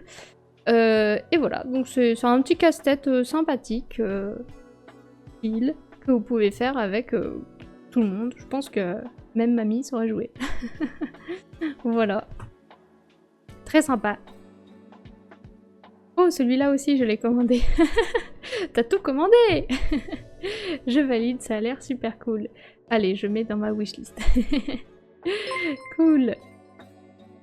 Celui-là, je suis sûre qu'on peut faire un automate. Oui, sûrement. Donc, à voir. Je sais pas s'il y en a déjà des gens qui en ont fait. J'ai vu qu'il existe un goodies, tu l'as eu? Oui, j'ai eu la carte, c'est une carte avec une salamandre et qui vaut 10. Donc, ouais, elle a l'air sympa. Mais en même temps, des fois, les cartes avec une valeur fixe, c'est pas forcément les meilleures, donc à voir. Surtout que du coup, il n'y a pas de carte 3 points par salamandre, par exemple. C'est juste qu'elle vaut 10, elle est super forte, mais elle vaut rien d'autre. Si, elle est rose, donc elle peut valoir pour les cartes roses. Mais voilà. Merci This Geek Life pour This Geeky Life pour le raid. Bienvenue aux 4 viewers qui nous rejoignent. Comment allez-vous? Just doing a quick raid. Hello This Geeky Life, welcome. How are you? Voilà mon super accent anglais. Thank you for the following. Vos vidéos de Ken m'ont beaucoup inspiré cette année. Oh, merci. Je suis jalouse, elle est trop cute. Oui. J'avoue, j'aurais été jalouse aussi si je l'avais pas eu. Donc, c'était Subverti. J'aime bien Subverti parce qu'ils sortent toujours des petits jeux, genre dans une toute petite boîte. Et il y a très peu de règles, mais c'est efficace. Alors, ça marche bien, c'est mignon et c'est cool. J'adore. J'aurais dû aller y jouer pour l'avoir. Oui. Après, il aura peut-être dans d'autres festivals. Je sais pas si tu vas en faire d'autres, mais peut-être à Paris Ludique ou je sais pas où. Je sais pas si vous allez au Flip. Hop. Et du coup, bah, on va pouvoir passer au dernier éditeur de ma liste qui est Tiki Edition. Donc là, chez Tiki Edition, le nouveau jeu qui arrive cet été, c'est Happy Letters. Donc Happy Letters, c'est un jeu dans lequel vous allez avoir une grille avec des lettres. Ça fait un peu bingo, sauf que là, bah, c'est pas des valeurs, c'est des lettres. Et en gros, à chaque tour, on va tirer un thème. Par exemple, animal. Et vous allez devoir, sur votre grille, trouver un animal pour lequel il y a un maximum de lettres qui soient dans une seule ligne ou une seule colonne. Donc bah là on voit ma grille, je sais pas, il y a animal mais j'ai même pas réfléchi. Par exemple là la ligne où il y a, bon il y a un U entouré mais après il y a le A-O-N, bah par exemple on peut dire un pan. Et du coup bah il y a le A, le O et le N dans pan. Et du coup bah je vais pouvoir, quand le timer est terminé, enfin en gros dès que quelqu'un a trouvé ses lettres, il met ses petits ronds autour des lettres. Puis il déclenche un timer de 20 secondes, et les autres joueurs du coup ont plus que 20 secondes pour trouver eux aussi un mot et mettre leur petit jeton qui entoure les lettres. Puis on valide les mots, et si votre mot est validé, bah, les petits ronds qui entourent les lettres, vous allez venir mettre des ronds fermés pour bloquer les lettres. Et le but, bah, c'est de finir votre grille. Si vous réussissez à finir votre grille, bah, vous tournez votre grille au verso, et si vous arrivez à finir le verso, bah, vous avez gagné. Et donc ça fait un peu jeu de lettres bingo. Et du coup, j'adore. Parce que c'est un jeu de lettres, voilà. Et là, du coup, ce qui est bien dans le jeu, c'est que vous allez avoir plusieurs grilles de plusieurs niveaux différents. Et donc, vous avez une sorte de mini-campagne aussi interne au jeu. Donc, si vous avez fini la grille de niveau 1, bah, vous pouvez passer à une grille de niveau 2, puis une grille de niveau 3, 4, 5, 6, etc. Et pareil, ça vous permet aussi, si vous êtes arrivé à la grille numéro 4, et que vous jouez avec quelqu'un qui est novice, bah, vous pouvez lui dire, tiens, toi, tu joues avec une grille de niveau 1, parce que t'as jamais joué, moi j'ai un peu d'expérience, voilà. Et comme ça, bah, vous avez de la difficulté, lui, bah, il a sa difficulté à lui, et comme ça équilibre un peu. Parce que si vous jouez tous les deux sur une grille de niveau 1 et que vous avez déjà de l'entraînement, vous allez le défoncer. Donc comme ça équilibre un peu le jeu. Et aussi, bah, du coup, vous avez votre petite campagne, vous avez à la fin du livret de règles, vous pouvez cocher les grilles que vous avez terminées pour avancer dans le jeu. Et après, une fois que vous avez fait toutes les grilles, vous avez un niveau hardcore. Et là, vous reprenez toutes les grilles de zéro et vous allez avoir des petites réglettes qui vont venir recouvrir une ligne ou une colonne dans votre grille. Et du coup, en gros, sur la grille, il y a une petite flèche au niveau de la ligne ou de la colonne la plus facile. Et c'est là que vous allez venir mettre la petite réglette mode difficile, hardcore. Et donc ça vous fait une nouvelle grille avec une nouvelle ligne ou une nouvelle colonne hardcore. Et vous pouvez refaire toutes les grilles. Voilà. Et après vous avez poncé le jeu. Octogone peut-être, mais pas sûr qu'ils y seront. Ouais, je sais pas si Subverti ils viennent à Octogone, je crois pas. Bah, il faut leur dire de venir. Moi, du coup, je pense que j'y serai pas cette année. Enfin, cette année. Si j'ai déménagé, je pense que je serai pas du coup. Enfin, je ferai pas l'aller-retour exprès. Donc voilà. Donc c'était le dernier éditeur, c'était Tiki Édition. Et je trouve que Happy Letter, ça va être très très cool. T'as vu le jeu Origin? Je l'ai pas vu, mais c'est vrai que j'ai oublié de le noter sur ma liste, et donc je l'ai vu dans des stories et dans des posts au retour du Fige, et donc ça fait partie de mes regrets. J'ai 2 regrets, c'est Celestia Duo et Origin que j'ai pas vu. Et après j'avais d'autres regrets mais j'ai oublié. Et du coup je l'ai commandé chez Ludum. Donc bah dès qu'il arrive, je le teste. Et je crois qu'il y a un mode solo, je sais plus. Mais s'il y a un mode solo, je pourrais vous le présenter. Et Mycelia, j'avoue que les extensions, je suis moins fan. Parce que souvent quand je propose un jeu à quelqu'un qui a jamais joué au jeu, bah je propose pas le jeu avec l'extension. Je veux pas déjà compliquer le truc. Donc, quand j'achète des extensions, c'est que je sais que je vais y jouer avec mon chéri. Et Mycelia, bah je pense que je vais pas trop y jouer avec mon chéri, donc j'avoue que ça m'a moins hypé l'extension, donc j'ai pas trop regardé. Non, Origin c'est 2 à 4 joueurs, pas de mode solo. Donc voilà. Donc c'est pour ça. Enfin les extensions, j'en achète de moins en moins, mais ça, après ça dépend. Si le jeu m'a vraiment plus hypé, genre par exemple, là l'exemple de Tiki Edition, Perfect World, je kiffe le jeu, on y joue souvent, on y a rejoué il y a 2 jours, ou hier, je sais plus, non il y a 2 jours. J'ai acheté les extensions évidemment, parce que comme ça nous fait des nouveaux mots, et on y joue souvent. Et j'y joue avec mon chéri, mais puis là, bon, si on suit pour rejouer avec quelqu'un qui connaît pas le jeu, je lui mets des cartes de l'extension, il va pas le savoir. Mais par exemple, je sais pas quel jeu genre les charlatans de Belcastel, c'est mon jeu préféré ever de toute ma vie. J'ai pas les extensions, parce que je sais que j'y joue déjà souvent qu'avec mon chéri, mais si je présente le jeu à quelqu'un, je vais pas oser mettre les extensions parce que je trouve que le jeu de base est déjà très bien sans les extensions. Sauf que par exemple, il y a l'extension Les Sorcières s'en mêlent. Là, ouais, elle peut être sympa. Pourquoi pas ajouter ça? Rajoute pas trop de difficultés. Mais je trouve que les autres extensions, ça rajoute un peu beaucoup de difficultés. Donc je sais pas. Je suis moyennement pour les extensions. Là, j'ai quand même acheté les extensions de chronologique parce que je trouve que les scénarios sont trop bien. Et ça me donnait trop envie, mais généralement j'évite d'acheter des... Après, il y a l'extension de Solstice aussi qui va arriver, je l'ai pas dit, mais si ça vous intéresse, chez Lumberjack, il y a l'extension de Solstice. Voilà. Bon, en tout cas, j'ai fini de vous présenter tous les éditeurs. Donc, on va passer à mon loot. Donc, le loot, pour ceux qui ne savent pas ce que c'est, parce qu'on m'a posé la question sur Instagram, c'est un peu le butin, donc ce que j'ai ramené du festival des jeux. Donc, j'ai ramené tout ça, j'ai ramené 27 jeux, dont le jeu gratuit qu'on a avec le badge, qui est Unanimo spécial Festival de Cannes. Et j'ai eu 15 copy press et 11 jeux que j'ai achetés moi-même. Donc voilà, donc j'ai hâte de vous parler de tout ça.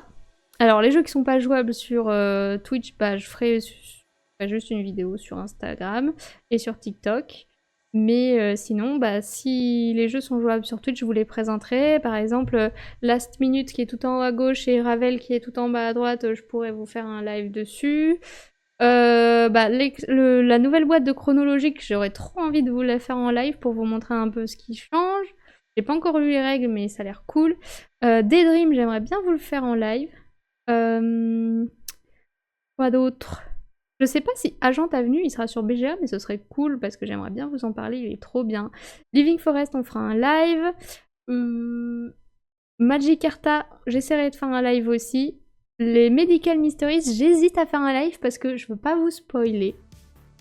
Mais il y a un scénario du tutoriel, mais apparemment le scénario tutoriel, il pas trop d'histoire quoi. Enfin, c'est vraiment juste pour comprendre comment ça se joue et c'est très...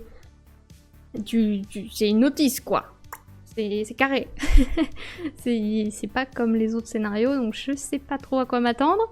J'ai un peu peur. J'avoue que j'aimerais bien avoir un testeur, un testeur de jeux de société qui teste les jeux pour moi et qui me dit voilà Marie, pour ton live, tu devrais le présenter comme ça, ce serait bien. Ou alors non, lui, il faut pas le faire en live, c'est nul. Ou lui, il faut absolument que tu le fasses, il est trop bien. Voilà, il me faut un testeur. Tu as parlé de Bravest. Oui, j'en avais pas parlé. Ah, je m'étais peut-être arrêtée à la boîte de jeu et j'avais pas fait labo ludique. Si, j'avais fait labo ludique lundi, non? Mais si je l'ai pas fait, je vous le remonte. Si, je crois que je l'avais fait. C'est ça, Bravest. Du coup, Bravest, c'est un jeu de Théo Rivière et Maxime Hambourg, mes auteurs préférés, que j'aime trop le dire. Et du coup, on va récupérer des tuiles pour faire un chemin. Et en fait, vous allez avoir deux personnages, un qui est en haut à gauche, un qui est en haut à droite, un qui est en bas à gauche. Et en fait, chacun va, à la fin de la partie, parcourir le chemin. Et sur chaque tuile sur lesquelles il va tomber, il va gagner des points. Le personnage en haut à droite, il va gagner des points s'il tombe sur des tuiles avec des petites magiciennes. Il va gagner des points s'il tombe sur des tuiles avec des petits fantômes.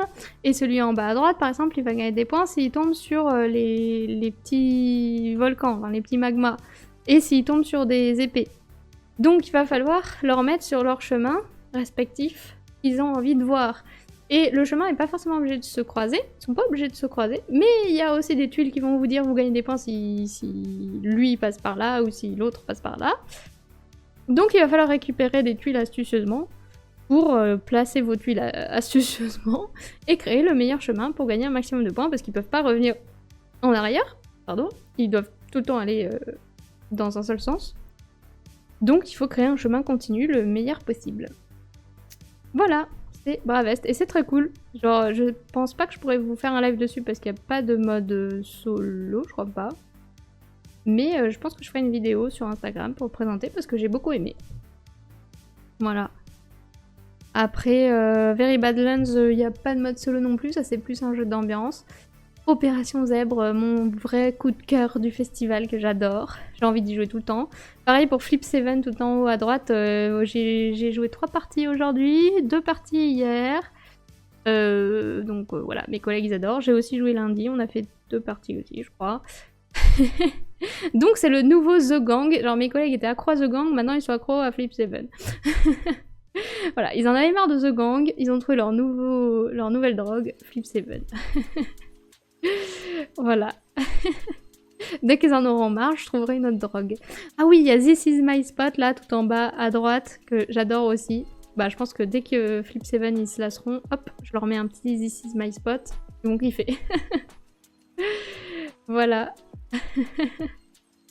Chronologique, je vais me laisser tenter, je pense. Solstice, oui, je l'attends. Solstice, elle a l'air cool, l'extension. On verra bien ce que ça donne. Je ne serai pas objective, j'aime trop les vidéos de jeux.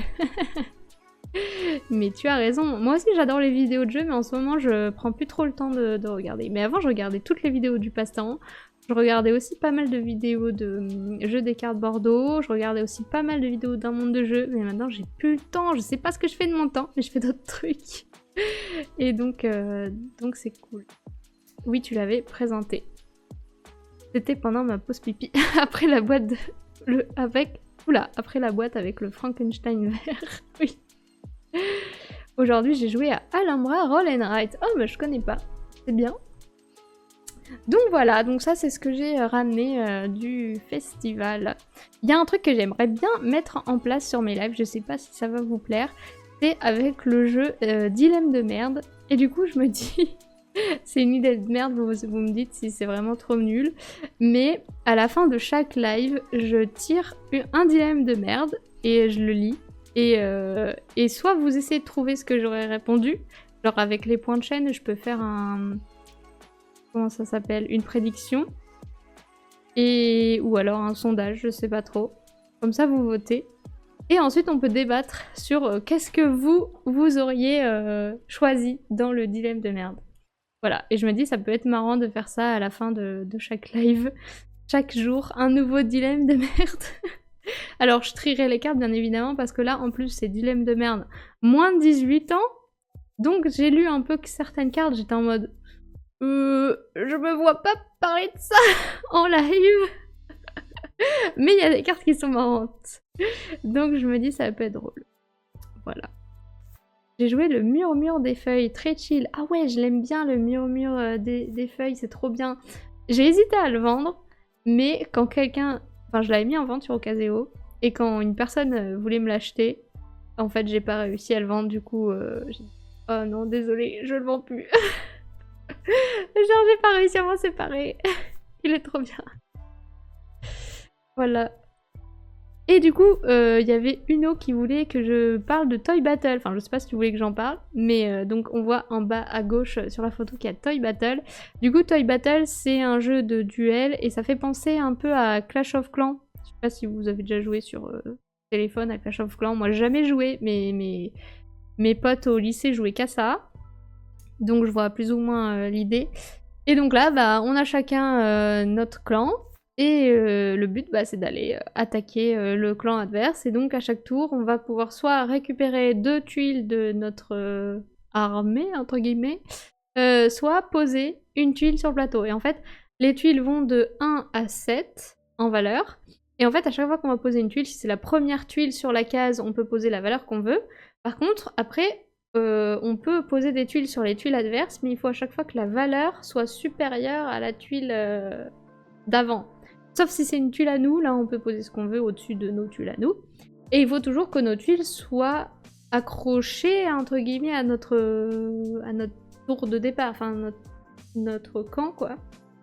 Donc, voilà, et c'est juste un jeu un peu tactique, où on va dire, ah, je vais poser une tuile là, et chaque valeur de tuile a un petit pouvoir. Genre par exemple, le 1, ça vous permet de repiocher des tuiles. Le 4, il n'est pas obligé d'être attaché à votre clan, il peut se poser où il veut. Il y a aussi un joker, lui il peut se poser sur n'importe quelle autre tuile, il vaut pour n'importe quelle valeur. Mais du coup, bah, n'importe qui peut se poser aussi sur lui, quoi. Le 7, bah, c'est le plus fort, donc il n'a pas de pouvoir. Voilà, je sais plus si c'est le 3 ou le 5, mais il peut tuer une tuile adverse, enfin une tuile adverse qui est adjacent à lui. Donc hop, la tuile est. Et l'autre, le 3 ou le 5, donc je sais plus, vous allez prendre une tuile au hasard sur le paravent, sur le porte-tuile quoi, de l'adversaire, et vous lui dites hop, celle-là est défaussée. Voilà. Donc chacun a sa petite armée, il faut l'utiliser au mieux pour aller attaquer le clan adverse. En vrai, c'est très sympa. Mon chéri a pas trop accroché, je trouve ça bizarre d'ailleurs, parce que bah, Clash of Clans c'est son genre de jeu, mais je sais pas, on a testé le plateau 1 et 2, et le plateau 1 je l'ai trouvé mou, mais le plateau 2 il est carrément plus stimulant. Donc je pense qu'on aurait dû commencer par le plateau 2 et pas faire le 1. En fait souvent dans les jeux quand il y a un plateau de base ou des cartes de base, c'est pas pour nous parce que c'est trop simple et ça nous dégoûte du jeu un peu. Alors que si on joue avec les vraies règles, avec le vrai plateau, bah je sais pas, on accroche plus. Moi j'ai plus accroché au plateau 2 qu'au plateau 1. Mais bon. Mais voilà, c'est cool, j'aime bien. Donc je pourrais aussi faire une vidéo dessus. Bon les gens, je suis fatiguée. À lundi, bonne nuit. Merci Marie pour la vidéo. Bonne nuit, à lundi. Lundi ce sera le top du mois du coup.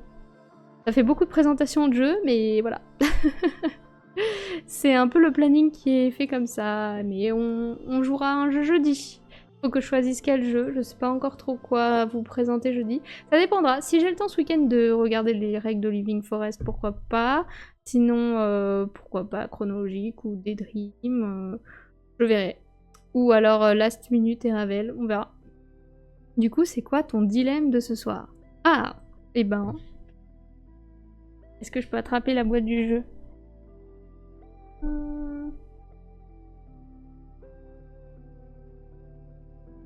Je sais pas où j'ai mis la boîte. Attendez.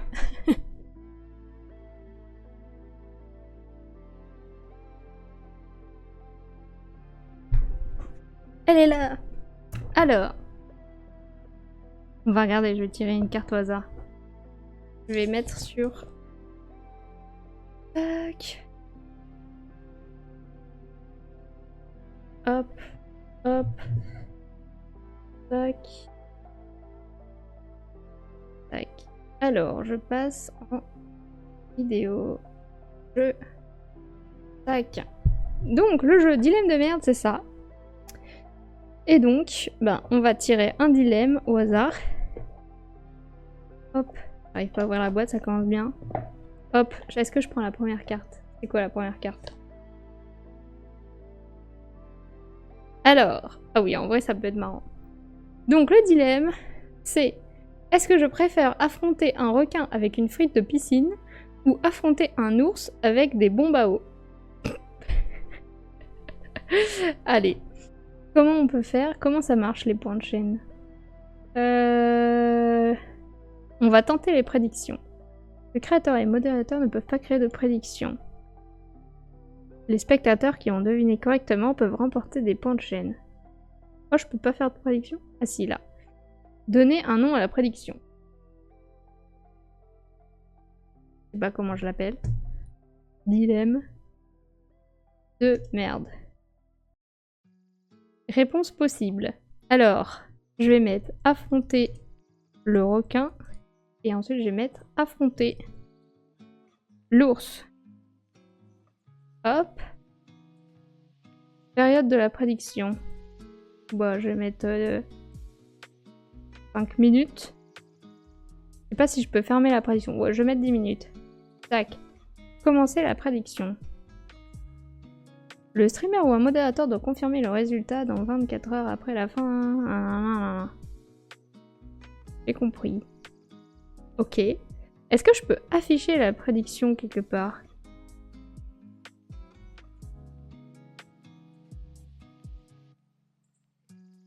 Récapitulatif. Allô? Mais il faut que je fasse un choix et que vous voyez pas ce que... Je vais écrire sur mon carnet ce que je choisis. Comme ça, vous pourrez pas dire que j'ai triché.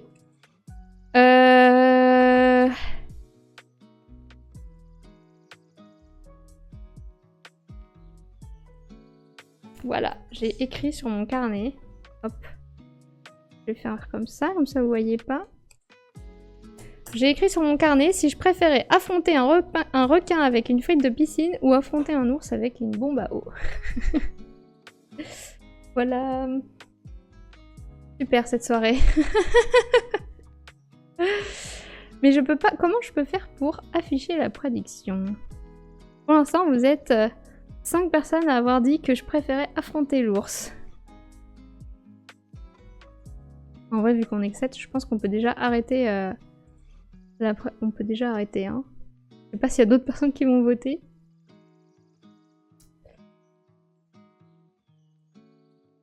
Mais je cherche comment je peux afficher ça. Sous-gamme de Yellow. Salut joueur en solo, comment vas-tu? Si tu veux jouer avec nous, tu peux voter sur les prédictions et dire: est-ce que tu penses que je préfère affronter un requin avec une frite de piscine ou affronter un ours avec des bombes à eau? Voilà, et dans quelques minutes, je vais révéler ma réponse que j'ai écrite sur mon carnet et on va voir si vous avez raison ou pas. Et le jeu, c'est dilemme de merde. Et après, vous pourrez dire, vous, ce que vous auriez choisi et ce que vous pensez de ce dilemme de merde. Sinon, ça va. Et par contre, j'arrive pas à afficher le truc à l'écran, alors je sais pas comment on fait. Ah, marrant votre petit jeu. Vous êtes pas drôle, vous votez tous la même chose. Je dirais que tu affrontes l'ours avec les bombes à eau. Allez, je pense qu'on va terminer les votes de toute façon. Il n'y a personne d'autre qui va voter. Donc je termine les votes. Ah, et je dois choisir la réponse. Alors, la réponse, c'est l'ours. Donc, oui, effectivement, je préférerais affronter un ours avec des bombes à eau. Donc là, ils me disent, êtes-vous sûr que affronter un ours est la bonne réponse? Oui. Je termine la prédiction. Et donc là, normalement, vos points de chaîne vont être redispatchés. J'ai bien compris. Affronter un requin quand tu sais pas nager. Je choisis l'ours. Oui, c'est vrai qu'affronter un requin quand tu sais pas nager, bon, déjà t'as un deuxième handicap. Premier, la frite de piscine. Deuxième, tu sais pas nager. Donc c'est pas fou. Moi j'avoue que je me suis dit que le requin quand même, bah vu que c'est dans l'eau, bah il nage beaucoup plus vite que moi. Même si l'ours il court beaucoup plus vite que moi. Mais je sais pas, je me dis le requin c'est beaucoup plus dur de lui échapper je pense. Enfin je sais pas, et puis ses dents ça me fait peur, sa grande mâchoire avec ses dents. Alors que l'ours, bon je sais que je vais me faire écrabouiller, il va juste lever ses grandes pattes et se mettre sur moi et je vais juste mourir sous son poids, mais bon. Au moins ça aurait été marrant de lui balancer des bombes à eau. Mais bon, je pense que dans les deux cas, je préfère être dans ni l'un ni l'autre des cas. Voilà. Tu as fini du coup ton retour du fiche. Désolée, je regardais le replay du coup. Et ah, on a gagné. Oui, vous avez gagné. Et oui, j'ai fini mon retour du fiche. C'est pour ça que là, j'étais en train de dire que je vais essayer de mettre en place à la fin de mes lives ce petit jeu, dilemme de merde. Et donc, à la fin de chaque live, je tirerai au hasard un dilemme de merde. Bon, pas vraiment au hasard, parce que vu que c'est moins de 18 ans, je vais éviter les questions un peu bizarres. Parce que je veux pas non plus vous parler de tout. Chacun sa vie privée.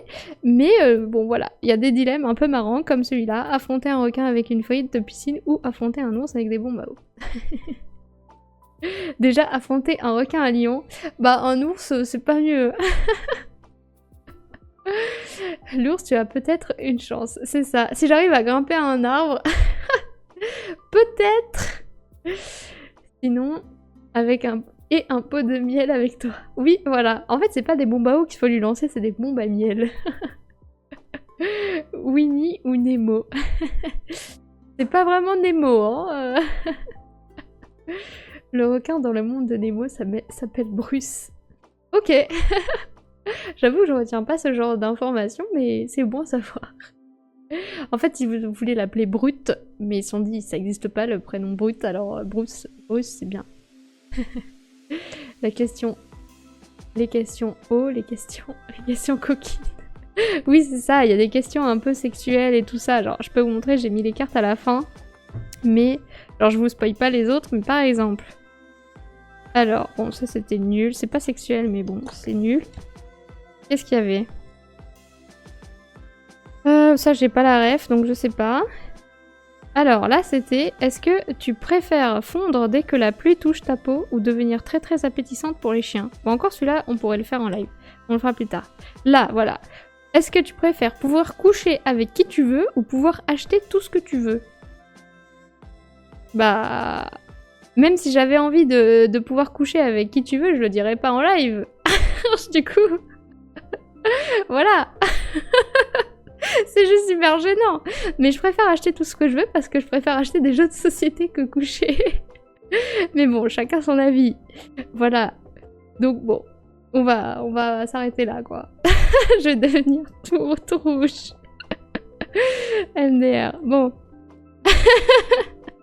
J'ai chaud. Ah, voilà. C'est qui tu veux. Oui. Voilà, voilà. Donc, je pense qu'on va pouvoir faire ce petit jeu. Ça peut être marrant. Je vais pas vous spoiler les autres cartes comme ça. Ce sera la grande découverte quand je sortirai une carte pendant un live. Mais voilà. Mais dans les vraies règles, en gros, vous allez avoir... Tac. Dans les vraies règles... En gros, dans les vraies règles, la personne qui lit la carte, elle va devoir essayer de deviner ce que la majorité va répondre. Et donc, elle va dire soit la majorité va répondre 1, donc là ce serait affronter un requin avec une feuille de piscine, soit la majorité va répondre 2, soit tout le monde va dire 1, soit tout le monde va dire 2. Et donc la personne va choisir l'une des 4 cartes. Par exemple, là elle aurait mis tout le monde met 2, par exemple. Et donc après, bah, les gens font 1 ou 2, enfin je sais pas, 1 ou 2, voilà. Enfin, parce qu'il y a des jeux où c'est pouce au-dessus, pouce en dessous, mais là du coup ce serait 1 ou 2. Et donc bah, tout le monde vote, et ensuite on révèle ce que la personne a mis, et là bah, si elle avait dit tout le monde met 2, elle aurait gagné, si tout le monde avait dit 2. Et le but bah, c'est d'avoir le mieux estimé ce que tout le monde va répondre à chaque fois, quoi. C'est ça le vrai jeu. Voilà. Chacun son plaisir personnel. Voilà. Oui, c'est une bonne idée en fin de live. C'est ça. Comme ça, si vous voulez voir le dilemme du jour, il faut venir en fin de live. En fait, je vais y avoir 100 personnes à 22h25 et personne à 20h30. Tout le monde viendra que pour le dilemme du jour. NDA. J'achète tout ce que je veux égale une voiture avec un chauffeur, j'aime pas conduire, et une maison avec un jardinier et un pisciniste. Voilà, c'est parfait. Et comme ça, tu fais ce que tu veux. C'est parfait. Moi aussi, je vais faire ça. Enfin voilà. C'est une petite idée que j'ai eue, donc ce sera le dilemme de merde du live, les amoureux des jeux. Voilà. Bah du coup, je pense qu'on va pouvoir s'arrêter là. J'espère qu'il y a des jeux qui vous ont intéressé dans tout ce que je vous ai présenté. Alors après, j'ai pas pu jouer à tout parce que je suis restée que 3 jours et forcément j'ai des regrets. Il y a des jeux que je vois passer sur Instagram dans des stories ou dans les posts des gens et je me dis « Ah ouais, c'est vrai, j'aurais dû tester ça » et puis j'ai pas eu le temps. Il y a aussi Eternal Deck de chez Pixie Games. Tout le monde dit que c'est trop bien. Donc je suis un peu déçue de pas l'avoir testé, mais il arrive fin d'année, donc on verra. Mais ça a l'air cool, c'est un jeu coop, je crois. Donc si jamais vous en avez entendu parler, au moins vous savez. Et puis voilà, donc forcément on peut pas tout tester, donc même si je vous dis j'ai eu ce coup de cœur là, enfin là j'ai fait un post hier sur Instagram où j'ai dit voilà ça c'est mon top 5 du festival, mais si j'avais testé par exemple Eternal Deck et Celestia Duo, peut-être que ça aurait été tout autre chose et que ceux-là auraient été dans mon top 5. On peut pas trop savoir, mais bon là j'ai fait un top avec ce que j'avais pu tester, et là je vous ai donné mes coups de cœur de ce que j'ai pu tester, mais évidemment je peux pas tout tester non plus.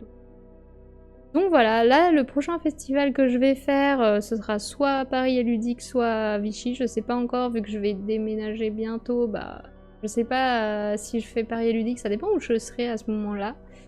Mais je pense qu'il y aura pas de festival avant, je vais pas aller à l'Alchimie à Toulouse, donc voilà. Mais du coup, lundi à 20h30, on va se retrouver pour le top du mois de février.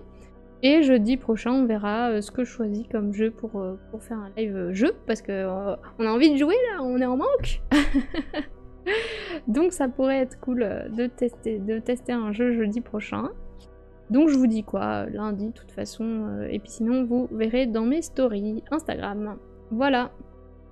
Voilà, je vous laisse les amis, je venais juste faire un petit coucou, bonne soirée à vous, plein de gros bisous, merci, bonne soirée à toi jouant en solo, merci d'être passé. Christelle, elle a tout mis dans la wishlist. Moi, 3 jeux. Voilà, après, de toute façon, on peut pas tout acheter, on peut pas tout aimer, on a quand même un budget limité. Hein. Même moi, il y a des jeux, je me dis, c'est pas possible que ça soit édité, c'est nul. Je rigole, mais voilà, chacun son avis. Tant mieux si ça vous a donné envie, tant mieux si ça vous a pas donné envie. C'est bien aussi. Du coup, voilà. Passez une bonne soirée, une bonne nuit, et puis je vous dis à lundi pour le top du mois de février. Prenez soin de vous, salut!